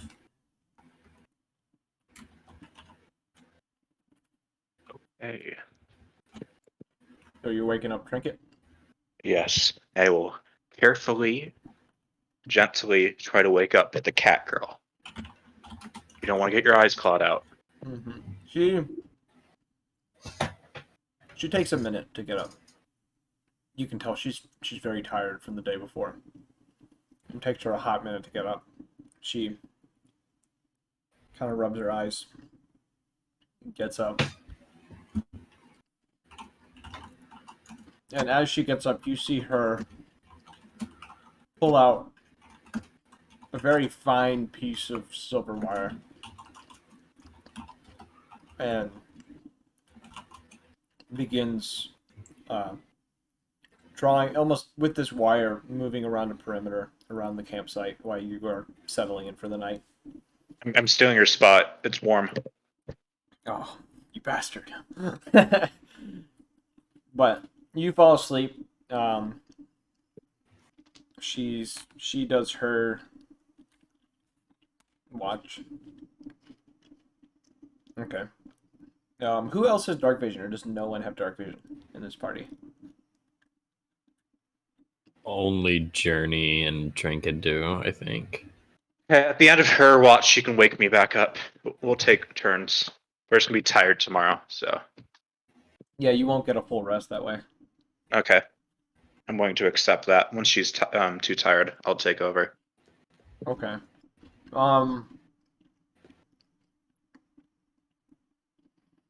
Several hours pass, and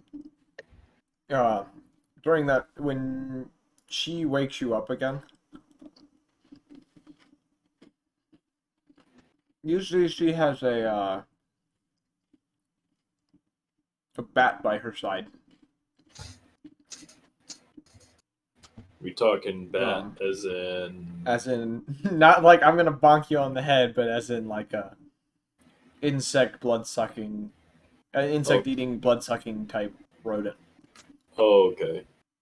You just say the animal. She as she's waking you up, she says, if you want to continue sleeping, I'm just adding this as an option. She says, my friend here can keep watch, and I've set an alarm.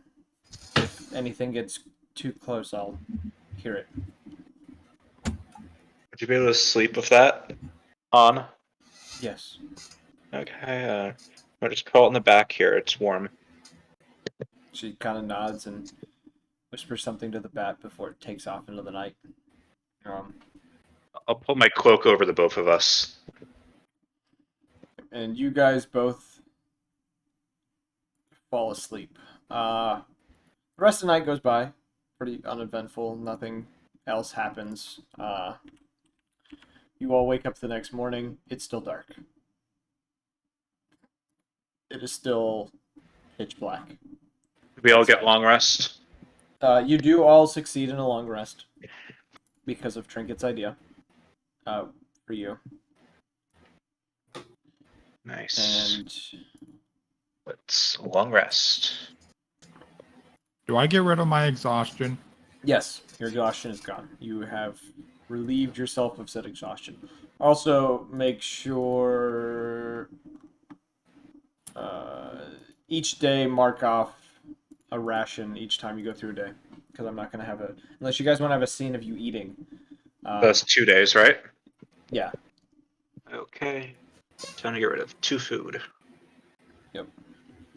I would like to eat all of my rations at once. Roll a con save.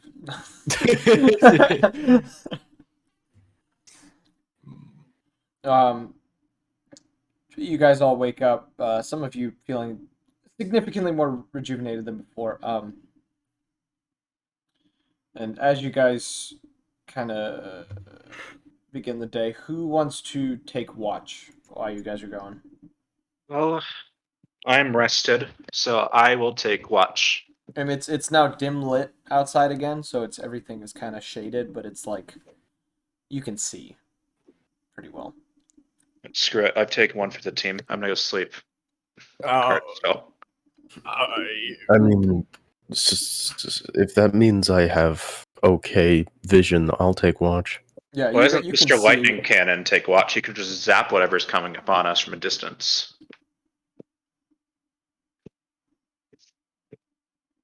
I will Perception. sit back and do nothing. Yeah, what's Andraka's perception? Because I Not mean, if good. it's a good perception, It's not good. I have a +5, so I mean, if you want me to. I think it might be a good idea for me to. Trinket will take watch with you then. She rolled a 14, so 15. okay. So you guys are about the same. All right. You guys are heading down the road. Trinket kind of keeping a very vigilant eye out as you guys head on. And most of the day, the morning goes by pretty smoothly. You don't see anyone else on the road.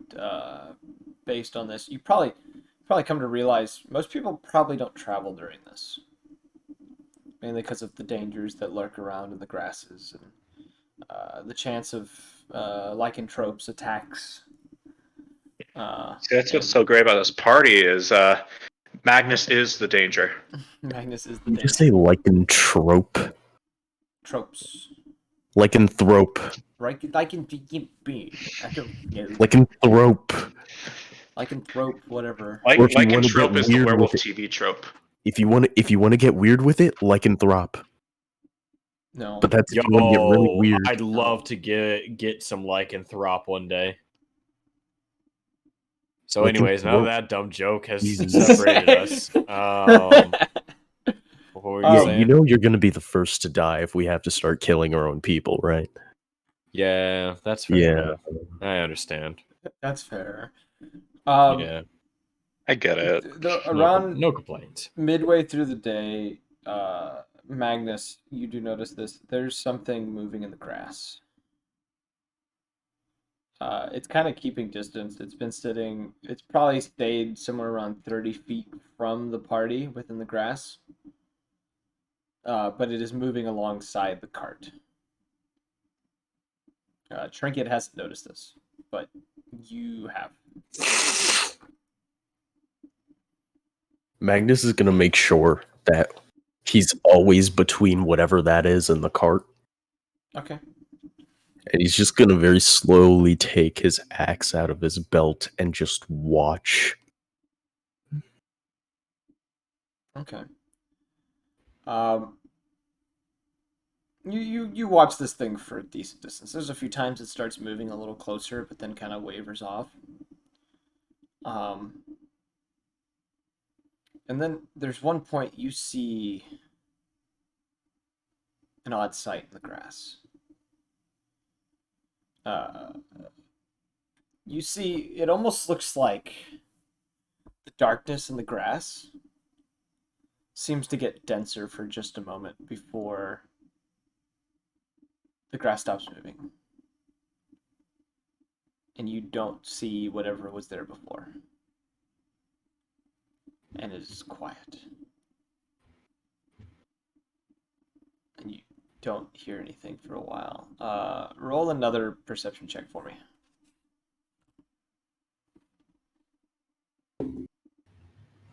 Mod 20.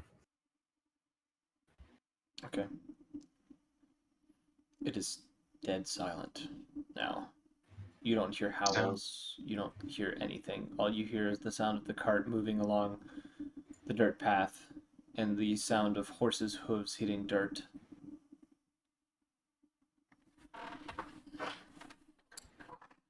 And the silence holds for several minutes.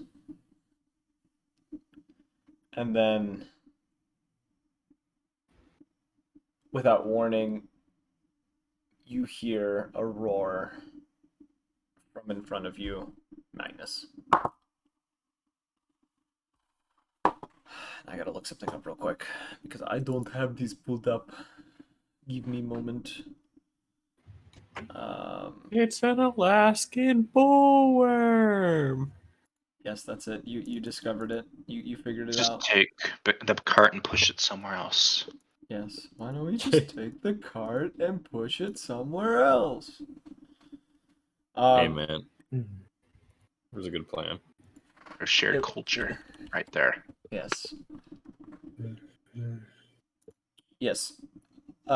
You suddenly see before the horse a strange canine-like creature lunging for your horse. Without warning, or without any other signs of being there. And it is going to try to bite your horse. And it goes to bite your horse around its neck. And your horse goes down. Its throat being torn clean from its neck. And it collapses. Roll a dex save for me. Nat 20. You expertly jump off this horse as it collapses on the ground, gurgling for a moment as this creature gorges for just a moment on the fresh wound that it has created on this horse before turning to you, turning to all of you. Applejack. Roll initiative, everyone. 16. Nat 1, but it's 5 because Nat of my 20. +4. 9. Wow. Jared, what is the total for that roll? 24. 24. Okay. I guess I'm gonna say this even though I know Jared is first because he got the highest, correct? 25. That'd be just Jared. Draka. 20-15. What the fuck numbers are you saying? 20 to 15. I'm asking your initiative roll. If you fall between 20 16. to 15. 16. Huh? This is a new thing that I've learned watching certain podcasts on how to get the initiative order right. I'm sorry, Jerry, that you don't listen to podcasts like I do. I'm sorry, Jared, that you just don't listen. Yes. You are a yeah. big nerd. What a plebeian. Where am I? And I'm so sorry. Oh, sorry. Wrong. No, it's wrong. where are you, sir? And we only say that when we're playing, what game is it? Monopoly. No, it's Yeah. every time we play Yahtzee. Phasmophobia, we always sing that song when we're looking for the ghost. And then it is Balrock, because I can see most of your guys' rolls. There's just some people I can't see the rolls. I got a 9. Well, we said the excuse of having literally been asleep. Yes, you were. Yeah, you were asleep. You come to wake by the wail of a horse before the sound of ripping flesh and this nasty just kind of noise from it like devouring the flesh of this horse that it just tore out. No! Pinkie Pie! You need to stop Yeah, saying please stop MLP naming names because you Yes. said Applejack and Pinkie Pie. I was hoping it was a coincidence was the first one. You just did the second one. It's not a coincidence anymore.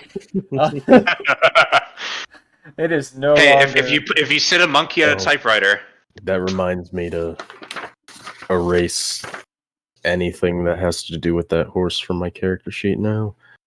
Yes, your horse is dead. You can strip it for meat. Did you name it? It was already named when I got it. What was its name? Grace. What? All right, first, and Eldraka. You are first up. You responded the quickest. The moment this thing roar, some some instinctual nature within you managed to make you jump up faster than the rest to prepare for battle. What do you do? Well, I'm gonna jump out and aim my gun at the boy. Okay. And I'm gonna use my Thundermonger ability, which adds 1d6 thunder damage. Okay. I use my gun to shoot it. And I rolled a 19 to hit. That hits. Roll damage. There's the normal damage. And then an extra damage. 14 damage. All right, you, upon seeing this thing devouring part of this horse,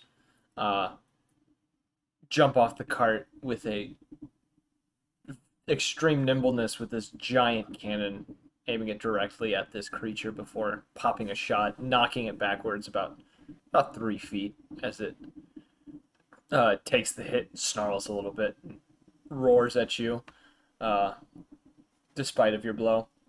It is now Magnus's turn. No, I'm just gonna fucking, like, two hands with the battle axe, like, executioner style, cleave straight into it. But do you rage? Alright. 24 to hit. That hits. Roll damage.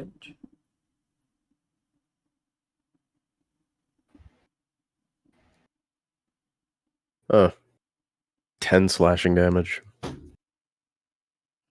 Okay. You managed to slash this thing in the side as it didn't expect you to get up as quickly as once you got off your horse. Trinket quickly steers the horses to one side, kind of stopping the horses, and jumps up onto the back of one of the ones pushing the cart and pulls out her longbow and goes to fire a short bow, and goes to fire a shot at the creature, which I'm just going to roll in D&D and Beyond so you all can see. And she misses. She fires a little bit wide as it has its attention on Magnus, and she is going to use a bonus action to try to fire. No, she can't fire again. Yeah, no. She takes a bonus action to jump between, or take a dash action and jump between the horses and the creature, kind of in a defensive pose. It's now the creature's turn, who is going to... Let's see, I need to make sure I'm looking at this correctly. Yeah. It's going to turn to you, Eldraka. And as it does, you hear this very rasp voice in your head say, how about you take out the ones that don't think you belong? And I need you to roll a wisdom save for me.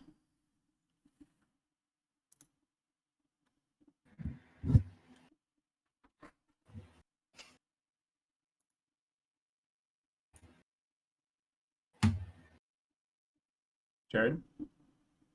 It's being weird. I'm trying. Oh. Oh, there it goes. Here we go. Okay. So for just a moment, you feel this urge to do exactly what it says before you kind of shake off the feeling. And it frowns as it realizes it did not get a hold of you like it wanted to. You heard whisper, have you ever heard the tragedy of Dark Plagueis the Wise? God It fucking is- damn it. It is now Belrock's turn. Belrock. Ah, Belrock. I look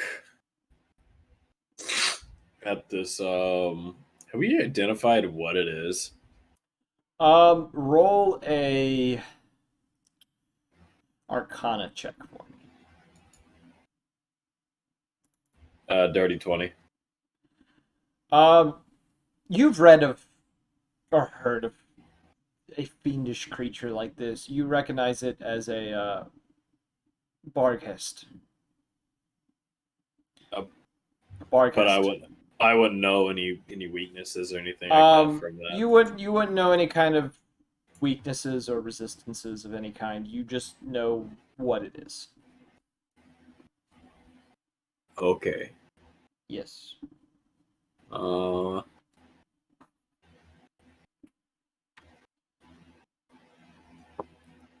Give me 2 seconds. Just to think and to do and to maybe smell. All right. Easy enough. I like to roll an attack with Eldritch Blast. Okay. Roll your attack. Oh, is that your 20? No, that's your Arcana check. Roll your attack. 23 hits. Roll damage. Okay.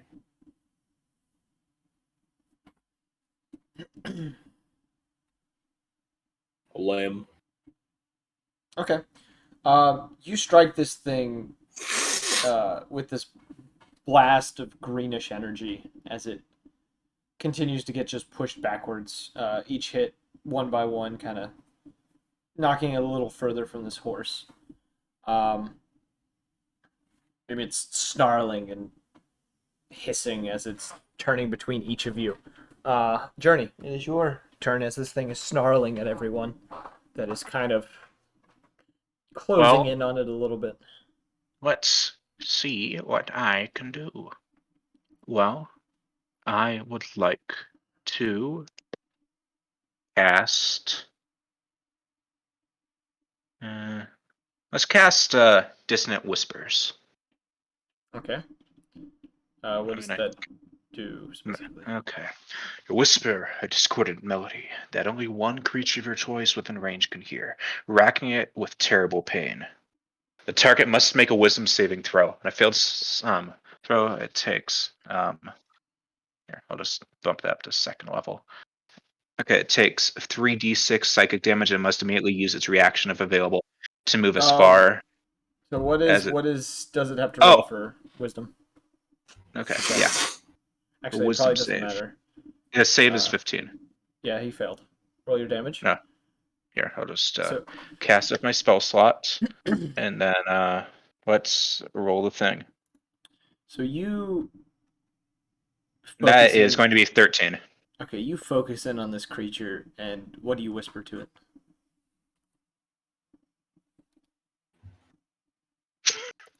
No, I'm just gonna like freak it out, like it's trying to be the big bad here.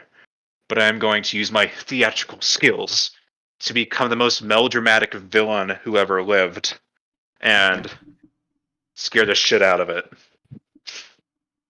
and make it run the fuck away into the dark. You whisper. You whisper something in infernal. I don't know what you whisper. Well, that'll be up to whoever wants to come up with it. You whisper something to an infernal, and you all see as its eyes widen with fear, starts looking around frantically before darting 60 feet down the road. It is now, though, 60 feet down the road from all of you. And it is now Duska's turn, who... You notice she jumps off the cart and runs up next to you, Magnus, before kind of throwing out a hand, and you see 60 feet away, just above this creature, you see what looks to be a bright pink axe that just appears in the air directly above this creature as she casts spiritual weapon. And this axe goes to swing at the creature, which I'm going to roll on D&D Beyond just to emphasize that. And the creature manages to duck out of the way as it slams into the ground. It's now back to you, Dreka. This thing is 70 feet from you. Easy peasy. 19 to hit. That hits. So Draka just fires another shot. This is thunder damage, correct? Piercing. Piercing. Oh, it's piercing damage. Is it considered Yes. magical? The weapon is magical, yeah. I have to check some stuff. Uh-oh, big cannon do no damage against magical creature. They count as magical. For They count purposes as of magical? overcoming resistances Okay, cool. non-magical attacks. Okay, cool. Just making sure. So you did 7 damage. Okay.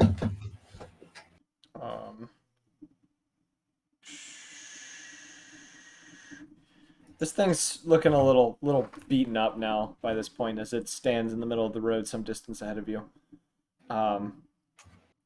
Magnus, you're up. It is 60 feet from you. I'm just gonna keep wailing on it. There's no real reason for me not to. You said this thing is what, 60 feet away? It's 60 feet away from Magnus.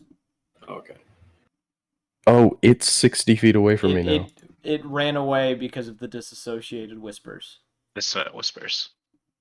Okay, then I'm gonna toss a javelin at it. Okay. Roll your attack, my good sir.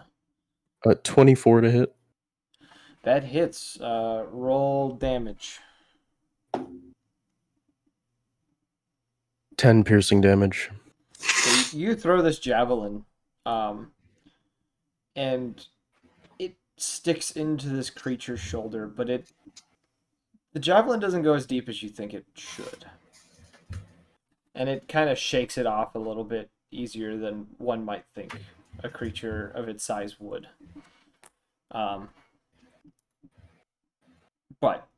And then Trinket is also going to try to fire upon it with a short bow, which I'll just roll on D&D and Beyond because she's an NPC. And she strikes it with an arrow. And as you notice with your javelin, as she hits this thing with the arrow, it doesn't sink in very deep. It seems to barely break the surface of this creature's hide. Not really drawing much of a wound. And as it's looking around, taking in the scene around it, you see this large door appear behind it. And it steps into it and disappears. And therefore, if it would went there for one more round, I would have slammed it for the door. Oh, it was and the door disappears as well. I know. As like a doorway. Shoot. And it's gone. You are out of combat. Well, sorry about your horse, buddy. That's wild. But what the actual fuck was that? And I just point to where the door used to be. This is disappointing. Bury it, or It'll be a distraction for anything following us. Let's go. Like heartless, but okay. Trinket kind of steps forward and says, "We should probably take it off the road first." I whispered to Indrak, I'm like, they're worried about the horse. Did they not fucking see it? A fucking door open a beast and then fucking destroy itself or some shit like that? I go to the other side of the cart away from Balrock. The lizard just walks away from you in silence. Just doesn't Magnus will just drag the horse to the side of the road. Okay, so Trinket helps you do that just because she's trying to make it a little faster before hopping back into the cart. Is someone wanting to drive, or is she going to continue? Yeah, I'll drive. I don't know if she trusts you to drive. I know how to whip the nene. She definitely doesn't trust you to drive. She gets behind the reins again. Magnus, you're getting in the back of the car at the front. There is an open seat in the front. Yeah, I'll sit in the front. I thought you said there were no seats. The front of the cart has seats because you have to be able to drive the cart. You know what? I hate you. That's too bad. Blame the person who designed the cart. Yes, you have to hate the person who designed the cart. I didn't design the cart. Okay. Hello, John D&D. I'd like to speak with you. John D&D instead of John Deere. Jonathan Deere. He's actually a satyr who designed carts. It's for his people to haul around goods, yes. but it was hijacked. All right, Magnus, because you're in the front, if you would roll a perception check for me to keep watch.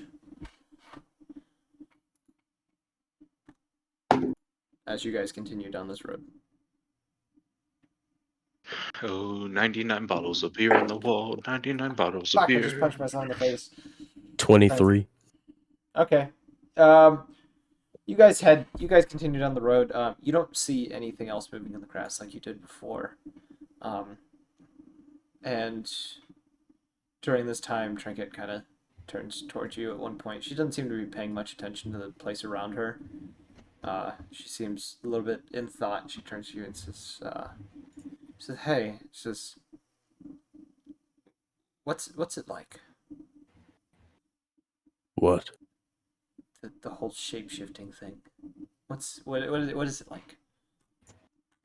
I don't know anything different. You feel appendages which you don't feel all the time. That is the most...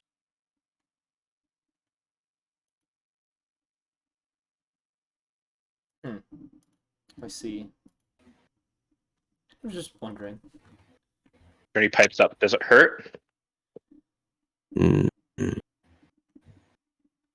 I once met a man who stepped on my tail. He died painfully. People step on my tail, but I don't gank them for it. You ever wanted wings?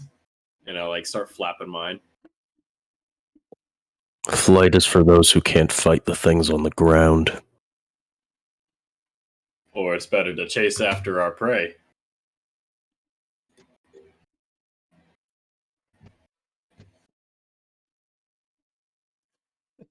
Just awkward silence follows. So, do it jiggle when you fart? What? What? Dungeon Master, anything coming up on the road? I love the attempt for transition. Thank you. That was wonderful. Thank you. All right. Around it's about you're approaching sunset by this point. Or what you think would be sunset based. No, you wouldn't. Yeah. No, you don't see anything else for the rest of the day. I'm jumping ahead to things. You guys haven't reached this point. Actually, scratch that. Yeah, it's approaching sunset, and I need everyone to roll a perception check for me. Do we have any lanterns on? Because we only have one horse. Well, we have a cart now, and so we don't really need the. Yeah, you don't have any lanterns on. 24. 20. Dirty. Okay.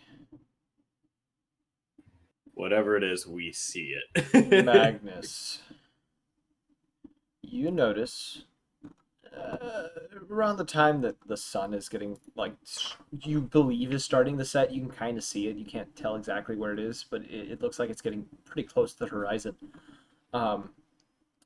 You notice a pillar about 100 feet to the left.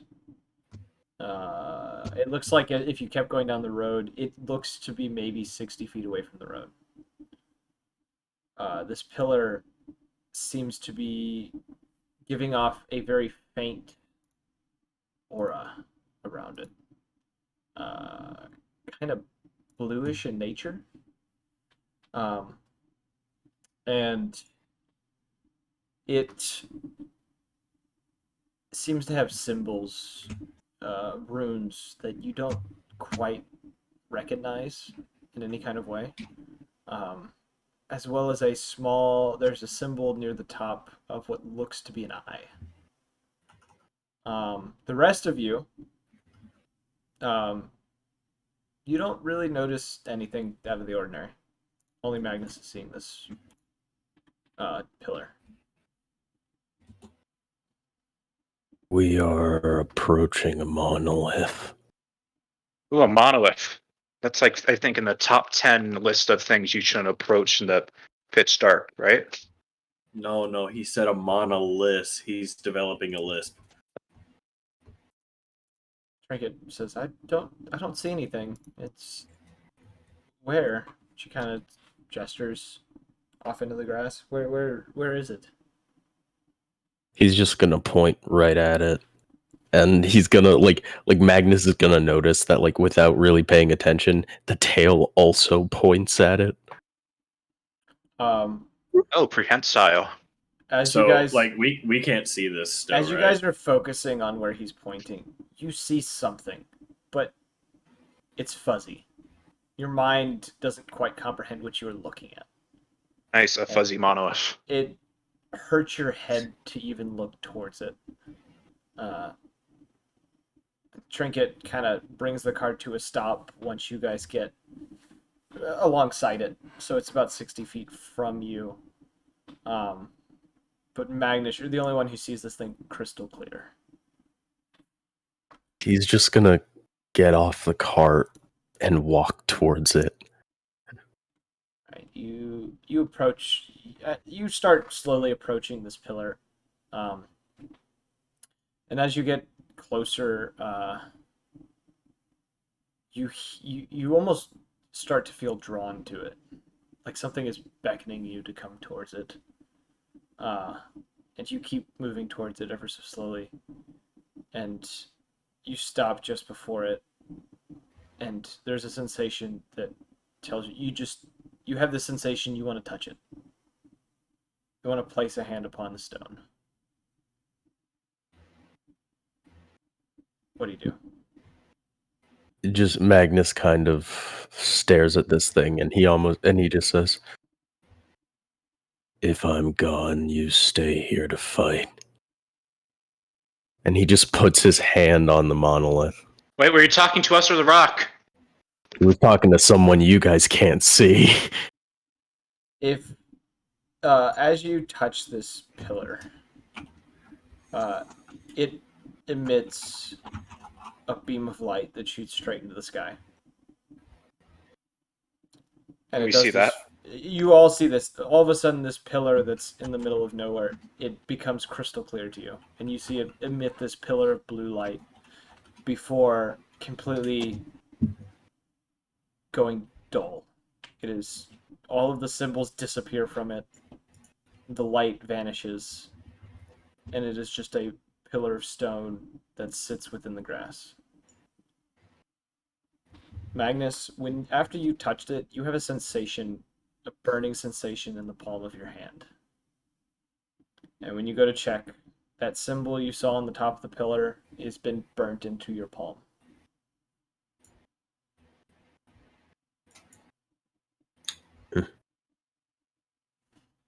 But the pillar is now inactive, and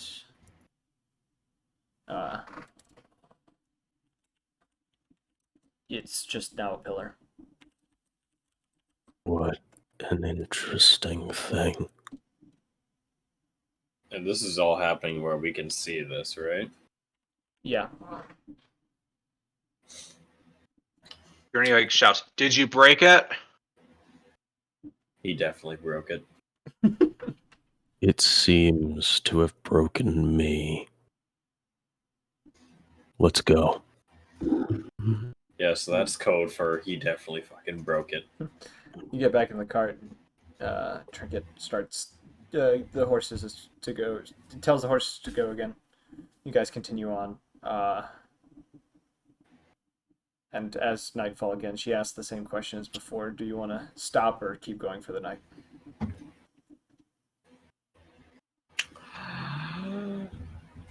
So people can't sleep in the cart.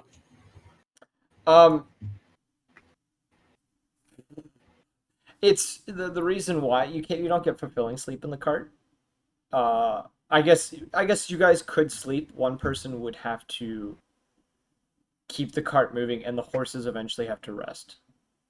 The big issue is like you guys can get sleep, but it's like the horses will eventually become exhausted. I say we're resting more for the horses for everything else. I think we should all get a good night's sleep. No watch. We just risk it, and I think that'll be really funny. I think that'll be funny.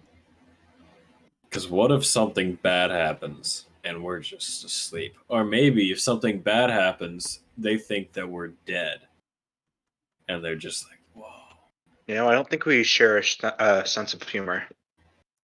Andrew. Wait, no. All wrong. I get what you're saying. Because you brought up an excellent point. What if they steal the horses? To that I say, and I just keep cutting you off, the horses will be too tired. Or we tie the horses to a tree. And I open my arms as if I just said some revolutionary idea. It was like, y'all think of what I'm thinking?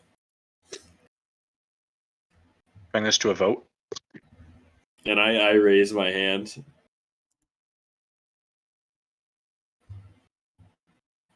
I will assume that everyone votes against whatever he has just stated.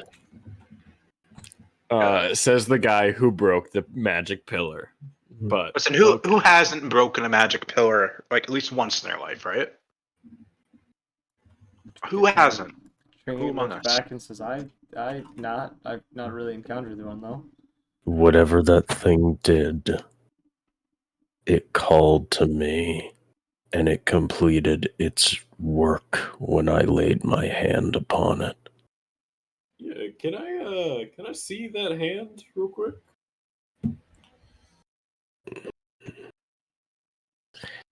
Magnus moves his hand and shows it to Journey as he doesn't trust Balrog to touch him.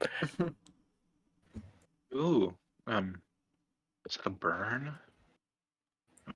Maybe somebody in Greybrow can look at that. Or, and I look to Journey, you convince him to show me what it looks like, or you can tell me or draw a picture of what it looks like. Because this guy, I don't know if you've noticed, but he's not the biggest fan of me. Take out a piece of paper and a piece of parchment and some charcoal, and just draw random shape. It has absolutely zero resemblance to the shape on Magnus's hand. I'd like to roll an insight check for this. All right, roll insight check. Roll deception check, Journey. 22. Okay, let's see. So I think Silver Tongue does something with this. Because if I roll below... I think, you win the roll, actually. All right, she is bullshitting the shit out of you. I drew a penis, okay?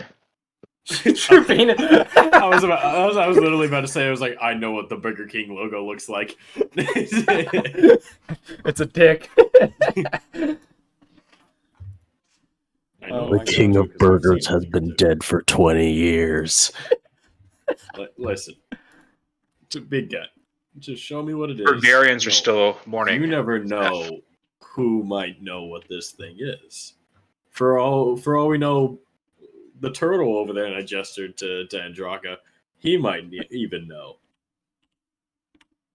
Now, the more you mention him, the more you drift away from his. That's a recurring theme of whenever I speak. And maybe he'd talk to you if, like, you were correct about his race. You know, y'all have been excellent people throughout this entire thing. Does he still talk to you guys? Didn't think so.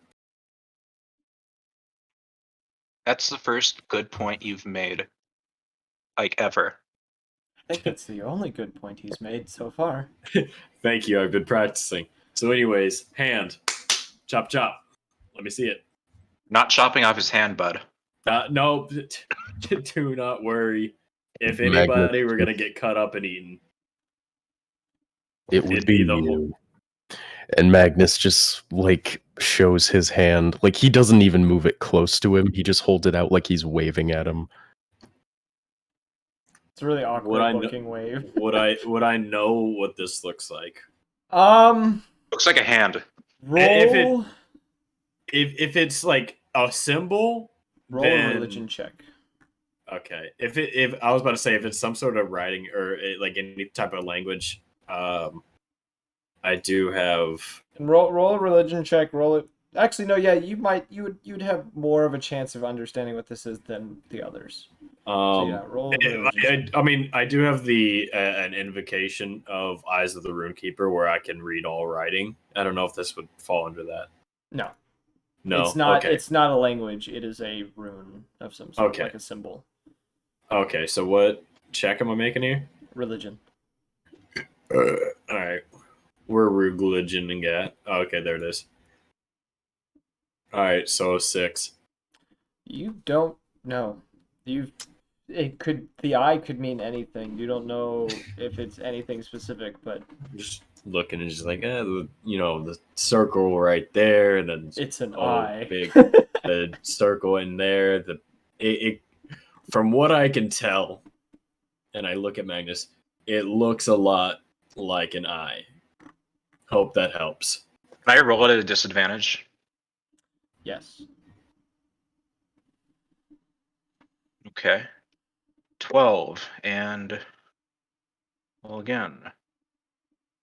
Okay, so yeah, 12 because disadvantage. Yeah, you don't have any idea either. You've seen a lot of eyes for different, like, representing different things. You've never seen this specific one though. That sure is an eye. Hey, and I like offer a high five. That's what I was saying. I guess I'll like. Am I able to make a check? It is your hand. Yeah, it's with disadvantage. Wait. It would probably be. History. No, Religion. Religion. Oh, interesting. That's No, all Magnus. With that tattoo, maybe you'll have better hand-eye coordination. I hate you. Roll initiation. Or Problematic. initiative, please, Journey. 19. Is that disadvantage? Yeah, I guess that was with disadvantage. Your dice rolls high for no reason. I don't understand. He's cheating.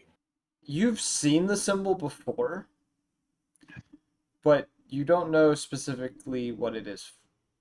You've seen it during raids in Tiberia. You cannot recall exactly where you've seen it, but you know you have seen it while raiding. I need to return to Tiberia. That makes one of us. God, that hellhole was such a fucking shit show. This is like a constant blizzard, isn't it? Cold and ripe for theft. Well, let's just focus on the task at hand right now. We going to big deserty place. Ooh, and then you can go to your snowy hell. Visit all the biomes before we're done with this adventure. Trying to pitch his in. Just another note. As the sun, and by this point the sun is starting to set. She says, "Are we We're going to stop, or are we going to try to push through the night again? Well, it worked pretty good last time. I say we push through. And maybe we should distance ourselves from the pillar that shot a giant beam of light. Everyone into the roll a sky. con save. I'm rolling for the horses as well. 18. 6. Okay. I could roll the 14. Mod 20.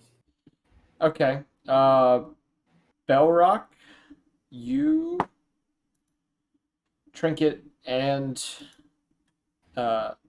Dusk all suffer a point of exhaustion. Let's go. You are all tired. Dusk, ending up in this position, kind of ends up falling asleep in the back of the cart. She doesn't stay up. She ends up passing out. Exhaustion is to what level? First, it's 1 point of exhaustion. You get to 6, you die. Let's go. So if you stay up too long, you'll die. Let's go. But you guys continue on through the night. The only ones of you that you can see is Journey and Trinket, one of which is kind of falling asleep behind the wheel. She's very leaning forward quite a bit while she's guiding these horses. The horses seem fine though. They don't seem. Seeing this, Journey's going to take over and let Trinket rest on her shoulder. Okay. Well, Trinket would have to switch positions with you because there's 2 seats in the front. Magnus has 1, unless Magnus moved to the back.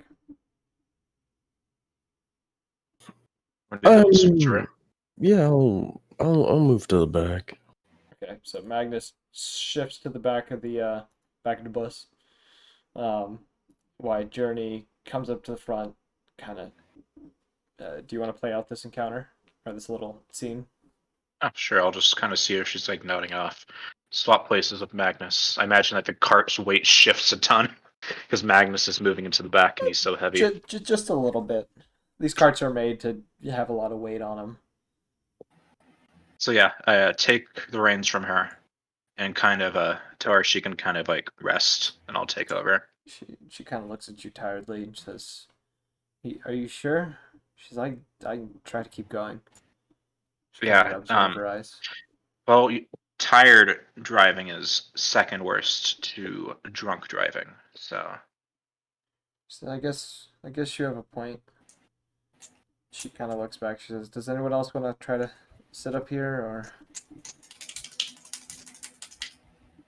what are you doing?" Sorry, I got bored and was flapping my watch around. Okay. Also jerking off. Anyways, yeah, I'll sit up there. Journey's like, yay. Hesitates for a moment, and she kind of looks to you and says, do you want me to stay up here, or do you want me to go in the back?" Let me drive about. It's whatever. Just lay in the back. Get a little rest. Let me drive about. Gives you a nod. Slowly gets into the back. Before falling asleep, though, you see her kind of snap her finger, and the bat you saw the night before appears in her hands. She whispers something to it, and it takes flight above you. It kind of does it for the rest of the time. It's kind of flying circles around you guys, as you guys continue down the path. And Trinket is now asleep in the back of the cart. She's not asleep at the wheel. Yep. How many hours are you guys heading for?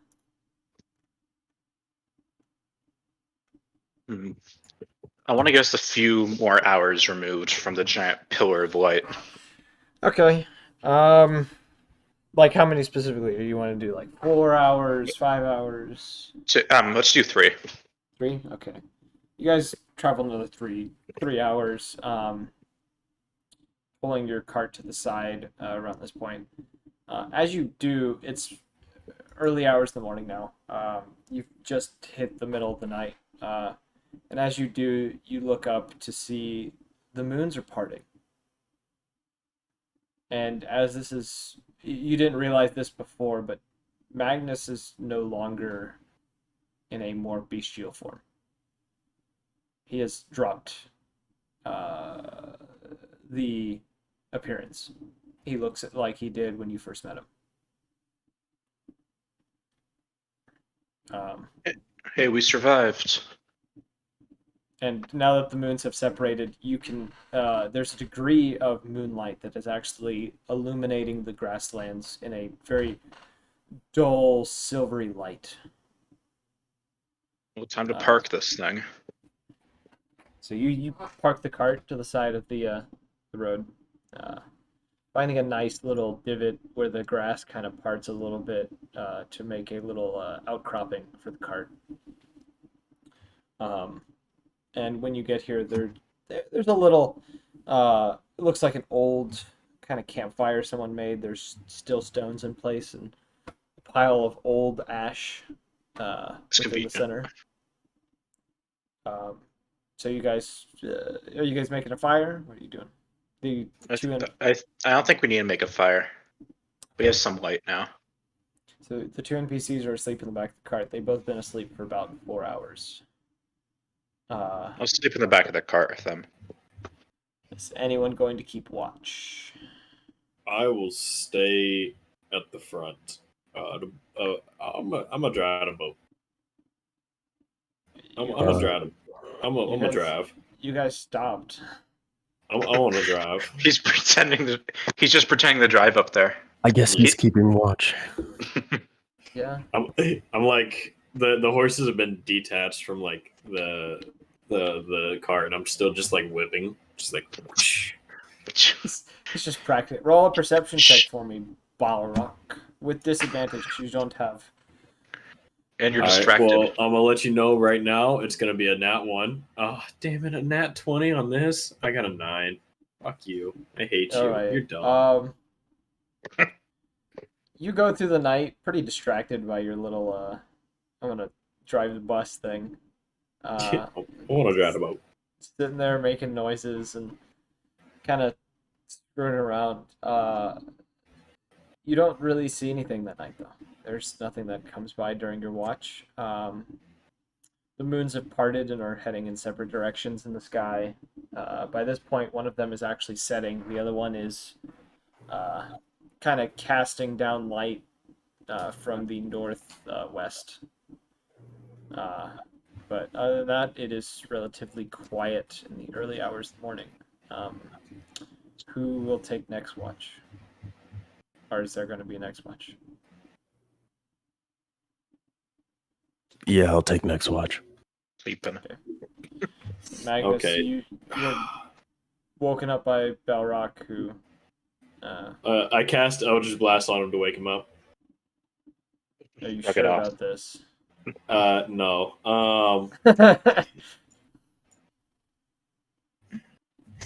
Roll like Never mind. I'll let you. DM's choice. I'm gonna say for the necessity of keeping you alive at the moment, you kind of just wake him up, kind of nudging him with your foot to wake him up before you end up retiring for the night. Magnus, you are awake alone. You can kind of see in the dark. You can probably see about 60 feet out in any direction due to the dim moonlight. But other than that, you can't see much beyond that point. All right. But if you want to roll a perception check for me to keep watch over the camp. 23. All right. You keep watch as you've done the night before. And there's a point in the night you hear a roar before some distance. It seems very, very, very far away. You see something pass past the moon some couple miles away from you. And you swear for a moment you saw fire. Only for a brief moment. Before whatever was over there disappears. Other than that, though, you get through the rest of your shift. It's quiet. And as you are finishing up your shift, Trinket actually wakes up to relieve you. of your time. So you can continue to rest. She kind of sits up and, noticing you're still awake, says, as she climbs out of the cart, she says, how about you go back to sleep? I can finish the watch. As she pulls out the silver wire that you hadn't seen her pull out before, but she pulls out a silver wire and begins to weave this what looks to be a string that she's marking around the camp with. Tyler, like with the speed at which that creature flew past the moon, would I be able to infer if it would be able to get to our position at that speed throughout the night? So it's hard to tell due to the distance, but you have a sense that whatever's over there, it could possibly, if it made a beeline straight for your camp, it could make it probably within the next 2 hours. But based on the direction you saw it flying, it had no intention of coming towards you. Yeah, I'll sleep then. Okay. So you fall asleep. Trinket keeps watch for the remainder of the night, and you guys are awoken the next day to the sound of birds chirping and a clear blue sky, something you haven't seen in a day and a half. Trinket is awake, talking, as she seems to be talking with the hawk you had seen before, the one that had cat-like fur instead of feathers, as she's sitting on the edge of the camp, speaking with it before noticing everyone is getting up and snapping a finger and the bird disappearing.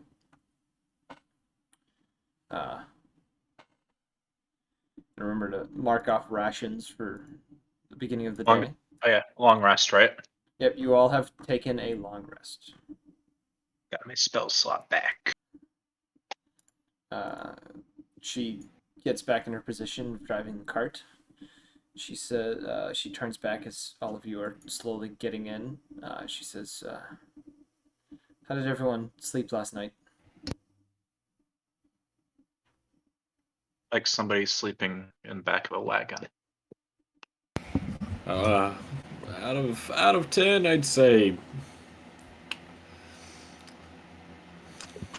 Your gain is up, by the way. 2. Huh? Your gain is up. Is it? No, it's not. I can hear a fan. Yep, there it Is goes. it? Yep, now we're in a hurricane. He's doing this on purpose. No, I turned it up because you said it was up because it was at max on one side, but max is low. If you can hear my fan, that sucks for you. It's better now. But no, as I was saying, yeah, she. Who's gonna? I got the word from upstairs. I got about 5 minutes. Okay, well, we're gonna get to one more thing, and then we'll probably wrap it up for the night. You guys probably won't make it to Greyborough until next time. But you guys continue the day. Who wants to keep watch with Trinket in the front? Let's do this. Okay, Magnus is back in the front. Roll your dice. I like how everybody is taking turns of watch except for Andraka. 21. Okay. You guys head down the road for a while. And based on what you know, Magnus, you've traveled. By the time you traveled about the distance you had seen the creature you saw in the night, you hear music first. There's someone playing what sounds to be a lute some distance away. And as you get closer, you hear a voice singing in what language actually does everyone speak? Common and giant. Common and Infernal. Where do we find languages at?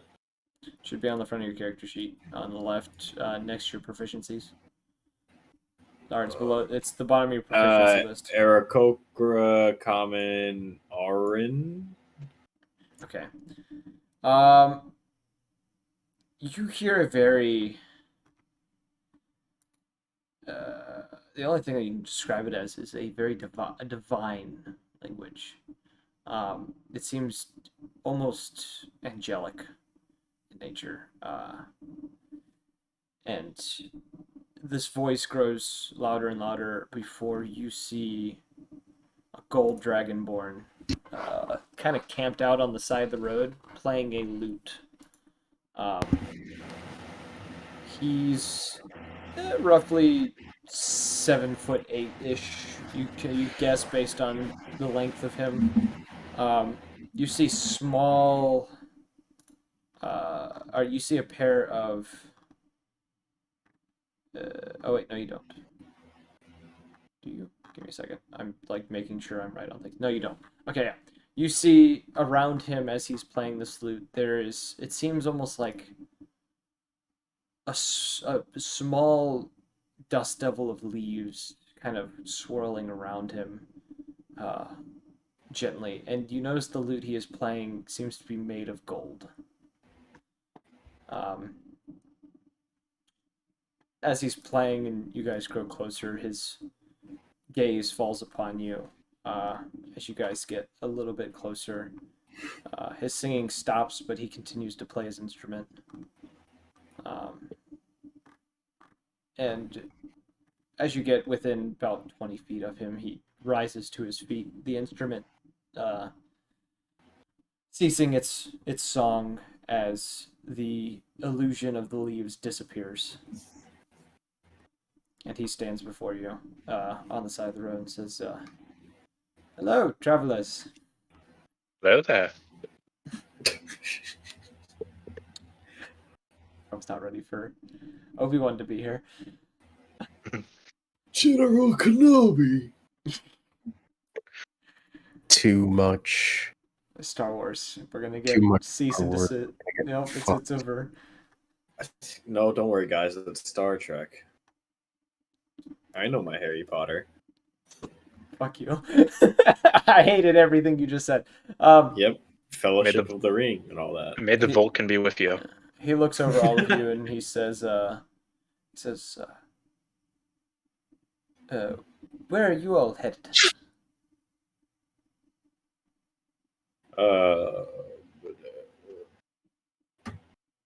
Where the road takes us, I guess.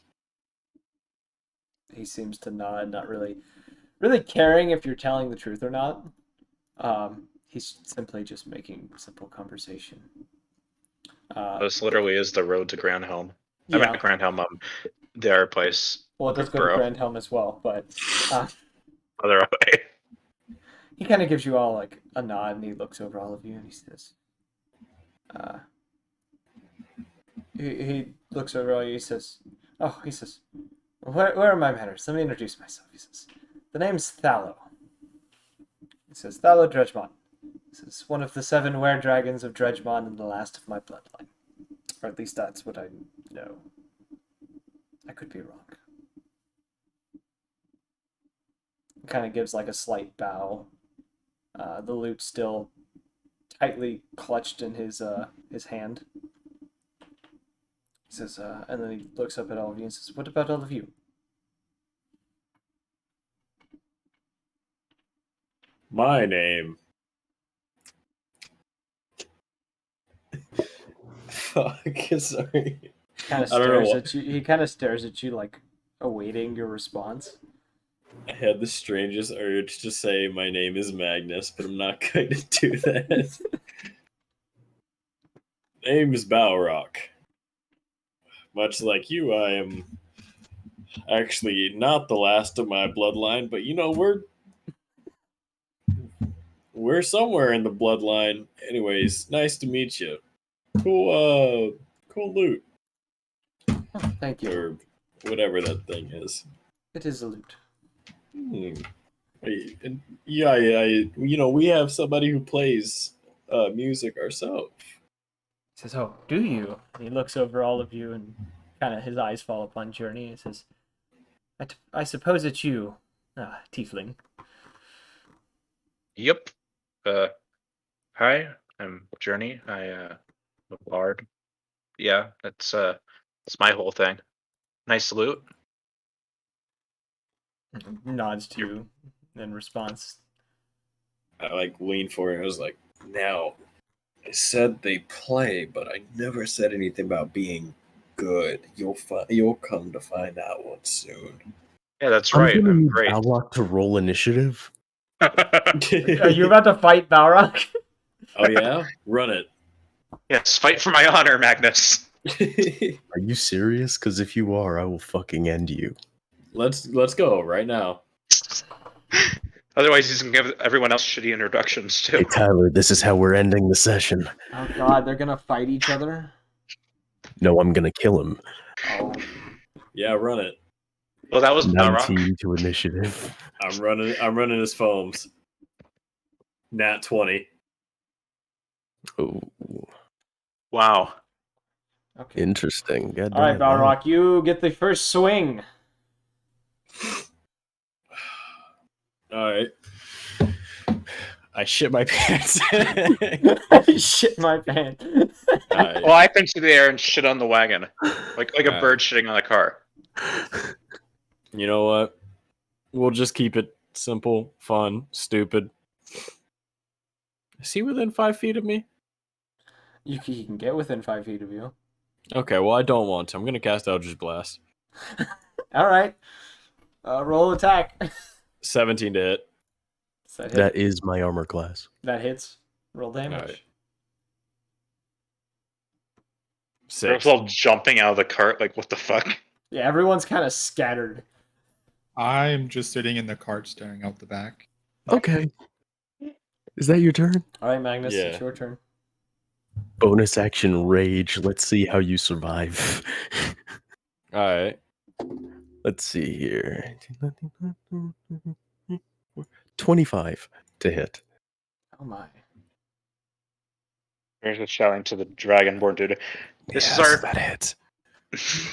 Yep. our very functional party.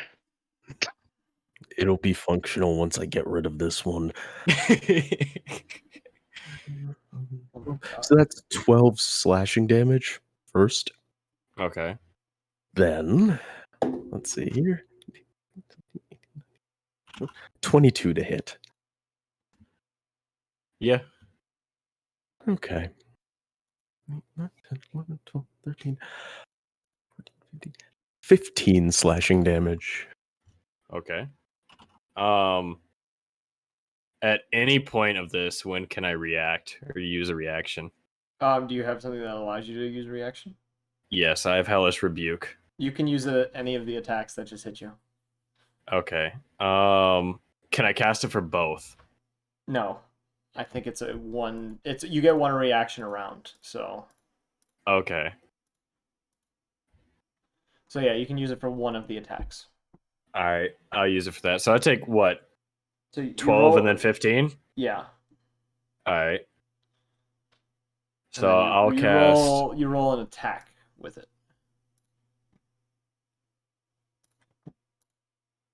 Hellish Rebuke is a action, I want to say. Or not an action. It's a reaction, but you roll it like a regular attack. Okay. It's Well, one of the- no, wait. Doesn't he have Magnus has to roll? Oh, Yeah, is it a roll deck a- save? Yeah, I don't. he has to roll a 13 dex save. Yeah. Okay. So yeah, roll a deck save for me. 21. Does it take half damage otherwise, or? Yeah, take half damage. So roll the damage for it. And I'm casting at level 2, so that's total of 4d10. So yeah, it should automatically cast the highest level, which is 3d10, Okay. So or the highest level for you at this time. okay. Warlocks are weird. So it's an automatic 3d10. It's not the plus You one. you roll the 3d10, It has it on there. If you were to just click on the Hellish Rebuke effects, it would roll it. Okay, so I'll just go ahead and throw this. So 10. So you take 5 damage, Magnus. Fire? Yes. All right. Around this point, Thallo steps forward, and as he does, he says, "May I offer a suggestion, gentlemen? And I need you both to roll a wisdom saving throw."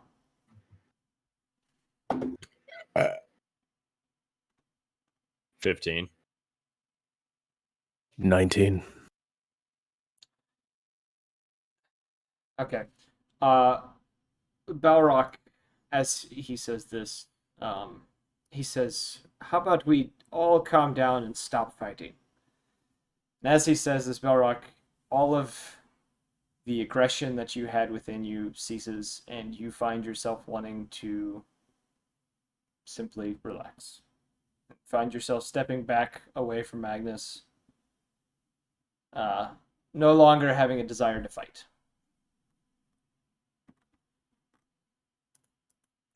Poggers. Yes. And Thalos looks to you, Magnus, and says, "Are we done?" I have dealt with this idiot for too many days. And he's just gonna go back to sitting at the front of the cart. I cast healing words on Magnus. Honestly, I think this is a whole misunderstanding. When I meant bad for the music, I meant just hard to listen to. Heal So 10 wounds. One more Magnus. One more attack. One more attack. You knew that, didn't you, Tyler? You're gonna try to get one more attack on him? No, I'm saying it would have only taken one more turn. Oh, yeah, that's why Thalos is stepping in, because he doesn't need bloodshed in front of him. Thallo says, "Alright, now that that is over, it's a wonder that any of you have made it this far. Says, would any of you care for a drink?" And he kind of gestures to a little fire behind him with a pot going of something. You don't know what's inside. And by this point, he's kind of set his loot down next to a little stump that he was sitting on. And he starts messing with the pot, pours what looks to be coffee into a cup, kind of offers it around. I'll accept. Okay, you take it. Just use me as an NPC. It's time for me to depart.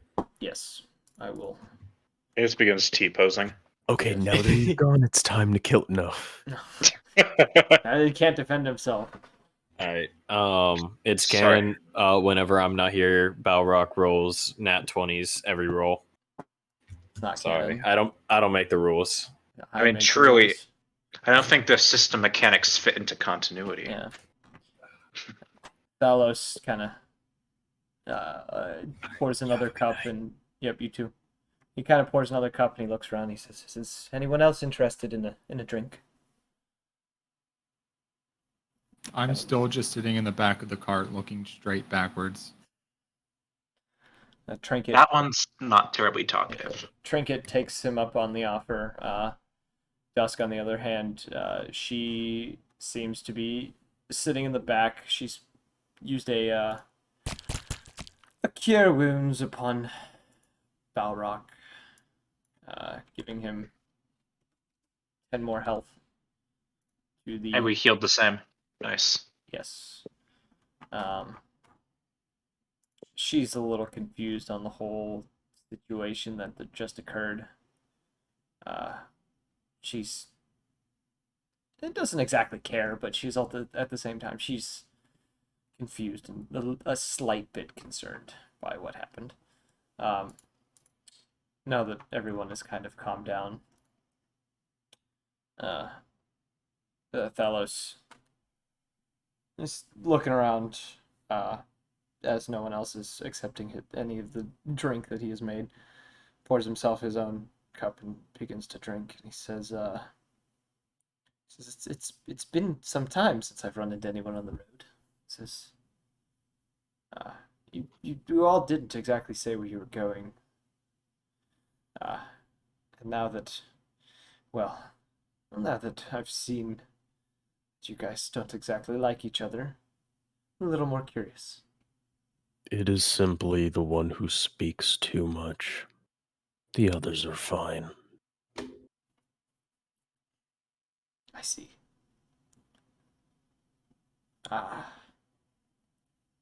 He says, well, where you're going is a touchy subject. Where did you come from, then, may I ask?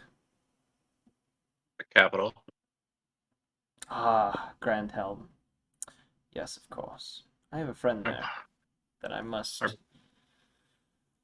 cash in on a favor from, but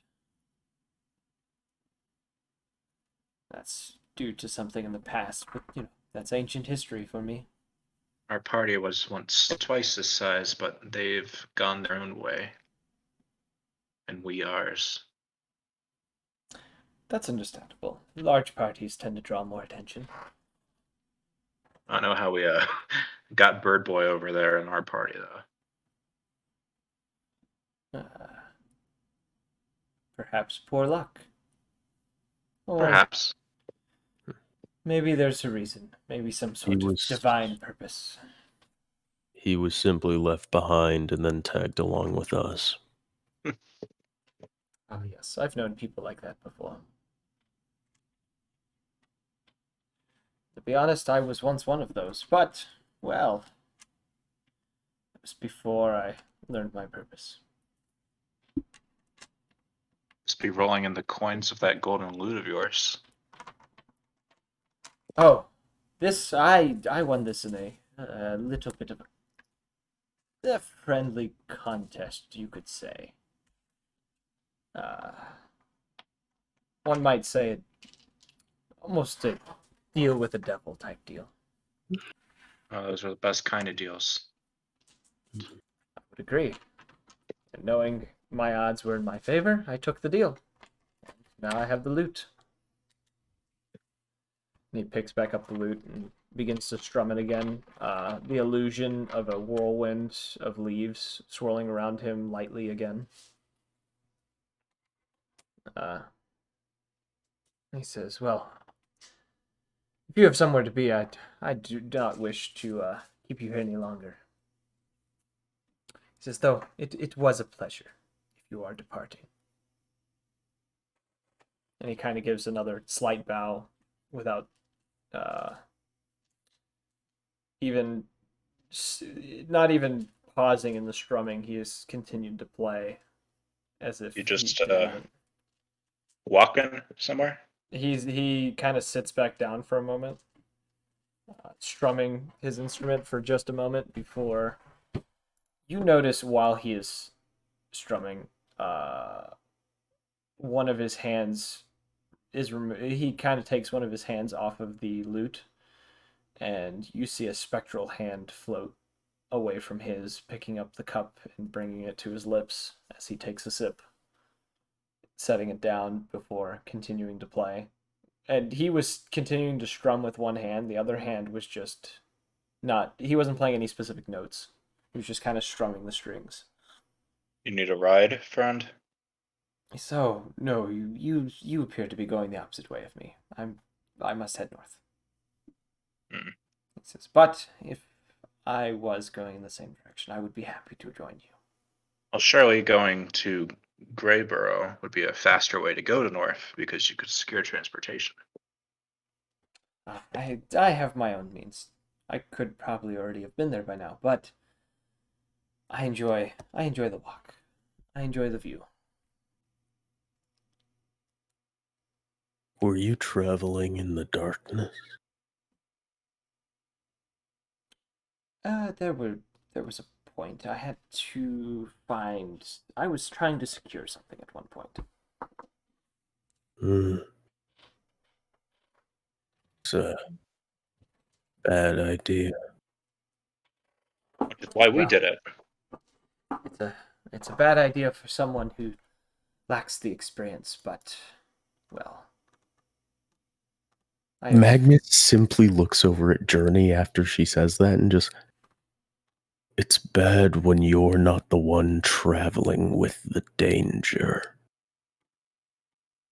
Oh yeah, that's funny. I said Thallow that. raises an eyebrow at you and for a moment, and before he says, "Well," he says, "I have nothing to fear in these parts. I It's could ninja. easily snuff out the light of any creature that lay in my wake." Yeah. The darkness of this, of something magical, it always seems to bring out the anger of creatures. You're talking about the eclipse. I know all too well. But I find comfort in its darkness. Well, that is odd. Well, I'm not your typical individual. And by this point, he kind of gives you a look. His eyes narrow as his irises seem to, or his pupils shrink. And they kind of go pinpoint and they stare directly at you. Almost in like, you get a sense of, and this is kind of strange for you, but almost a sense of dread from him as he does this. But it's not enough to affect you in any kind of way. And as fast as it happened, the sensation disappears as his eyes return to normal and he continues to strum as if nothing had happened.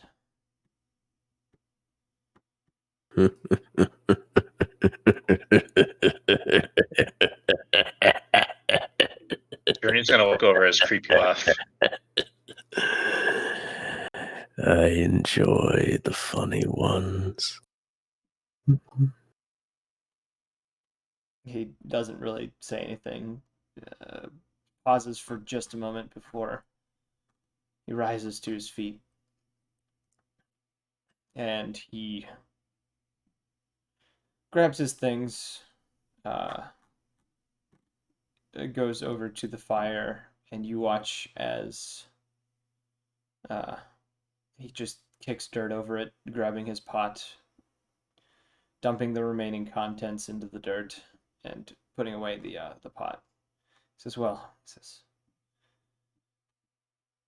"I must say, it has been a pleasure, but I must be heading on my way. I need to get there within the next few days." There are things in the night, things in the air. You've seen them. Stay safe. He gives you that same look he gave before, and he says, "I know." And he then proceeds to make his way down the road, not even glancing back as he walks.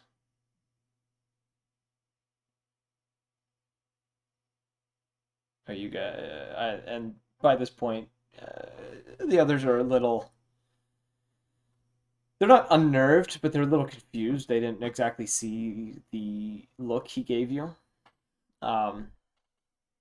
But Trinket begins to get the horses to move again. Roll a perception check for me, Magnus, before we end the night. Nat 20. All right. You look back around this point. After you've gone some distance away, and you see what looks to be a golden dragon flying north in the opposite direction, traveling at an exceptional speed as it goes. I should have told you. I should have told you. No, I don't think I've ever seen you laugh this much, like ever. Trinket looks a little unnerved. You can actually see that the fur on the back of her neck is on end. Yeah, She's like a little tense. Magnus is not looking at anyone while he says this.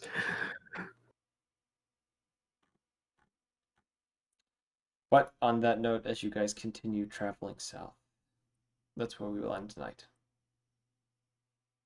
So that was fun. You guys got pretty far in your travels. I know it's not as much action as you might hope, not as much combat and stuff, but I think we are getting there. I think once we hit a certain point, it's going to get a lot more interesting. Right now, it's just a lot of traveling. And I'm still doing it. Fortunately, we haven't visited Grey Hall yet, so we can't fast travel to it from the map. That's not going to ever happen. I will not allow fast traveling unless you have teleportation circles. But yes, on that note, we have reached the end of session 4. Well, episode 4. This is technically your guys' session 3.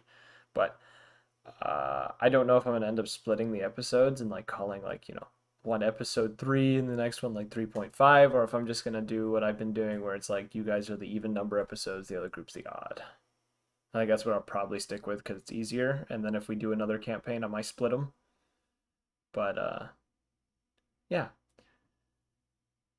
that was a good. I found that interesting. I think there was a lot of good stuff that came up. What do you guys think? Just kind of looking for feedback right now.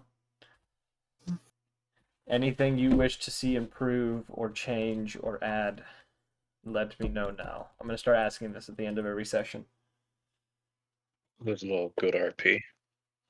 I do like the RP. I will say this. I actually will say this. When I bring up stuff, I want you guys to run the story as much as possible.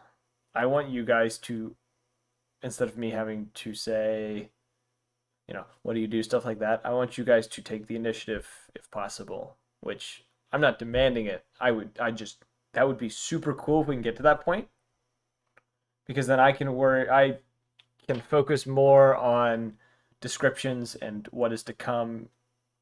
I think a lot more than kind of asking questions and waiting for responses type deal. If that makes sense. Yeah. Plus, I kind of want to feed off of whatever energy you guys produce type deal. I say that for Vampire. Yes, Don't feed it off anyone. I think Vampire will make this a lot easier to take initiative because this is just a thought.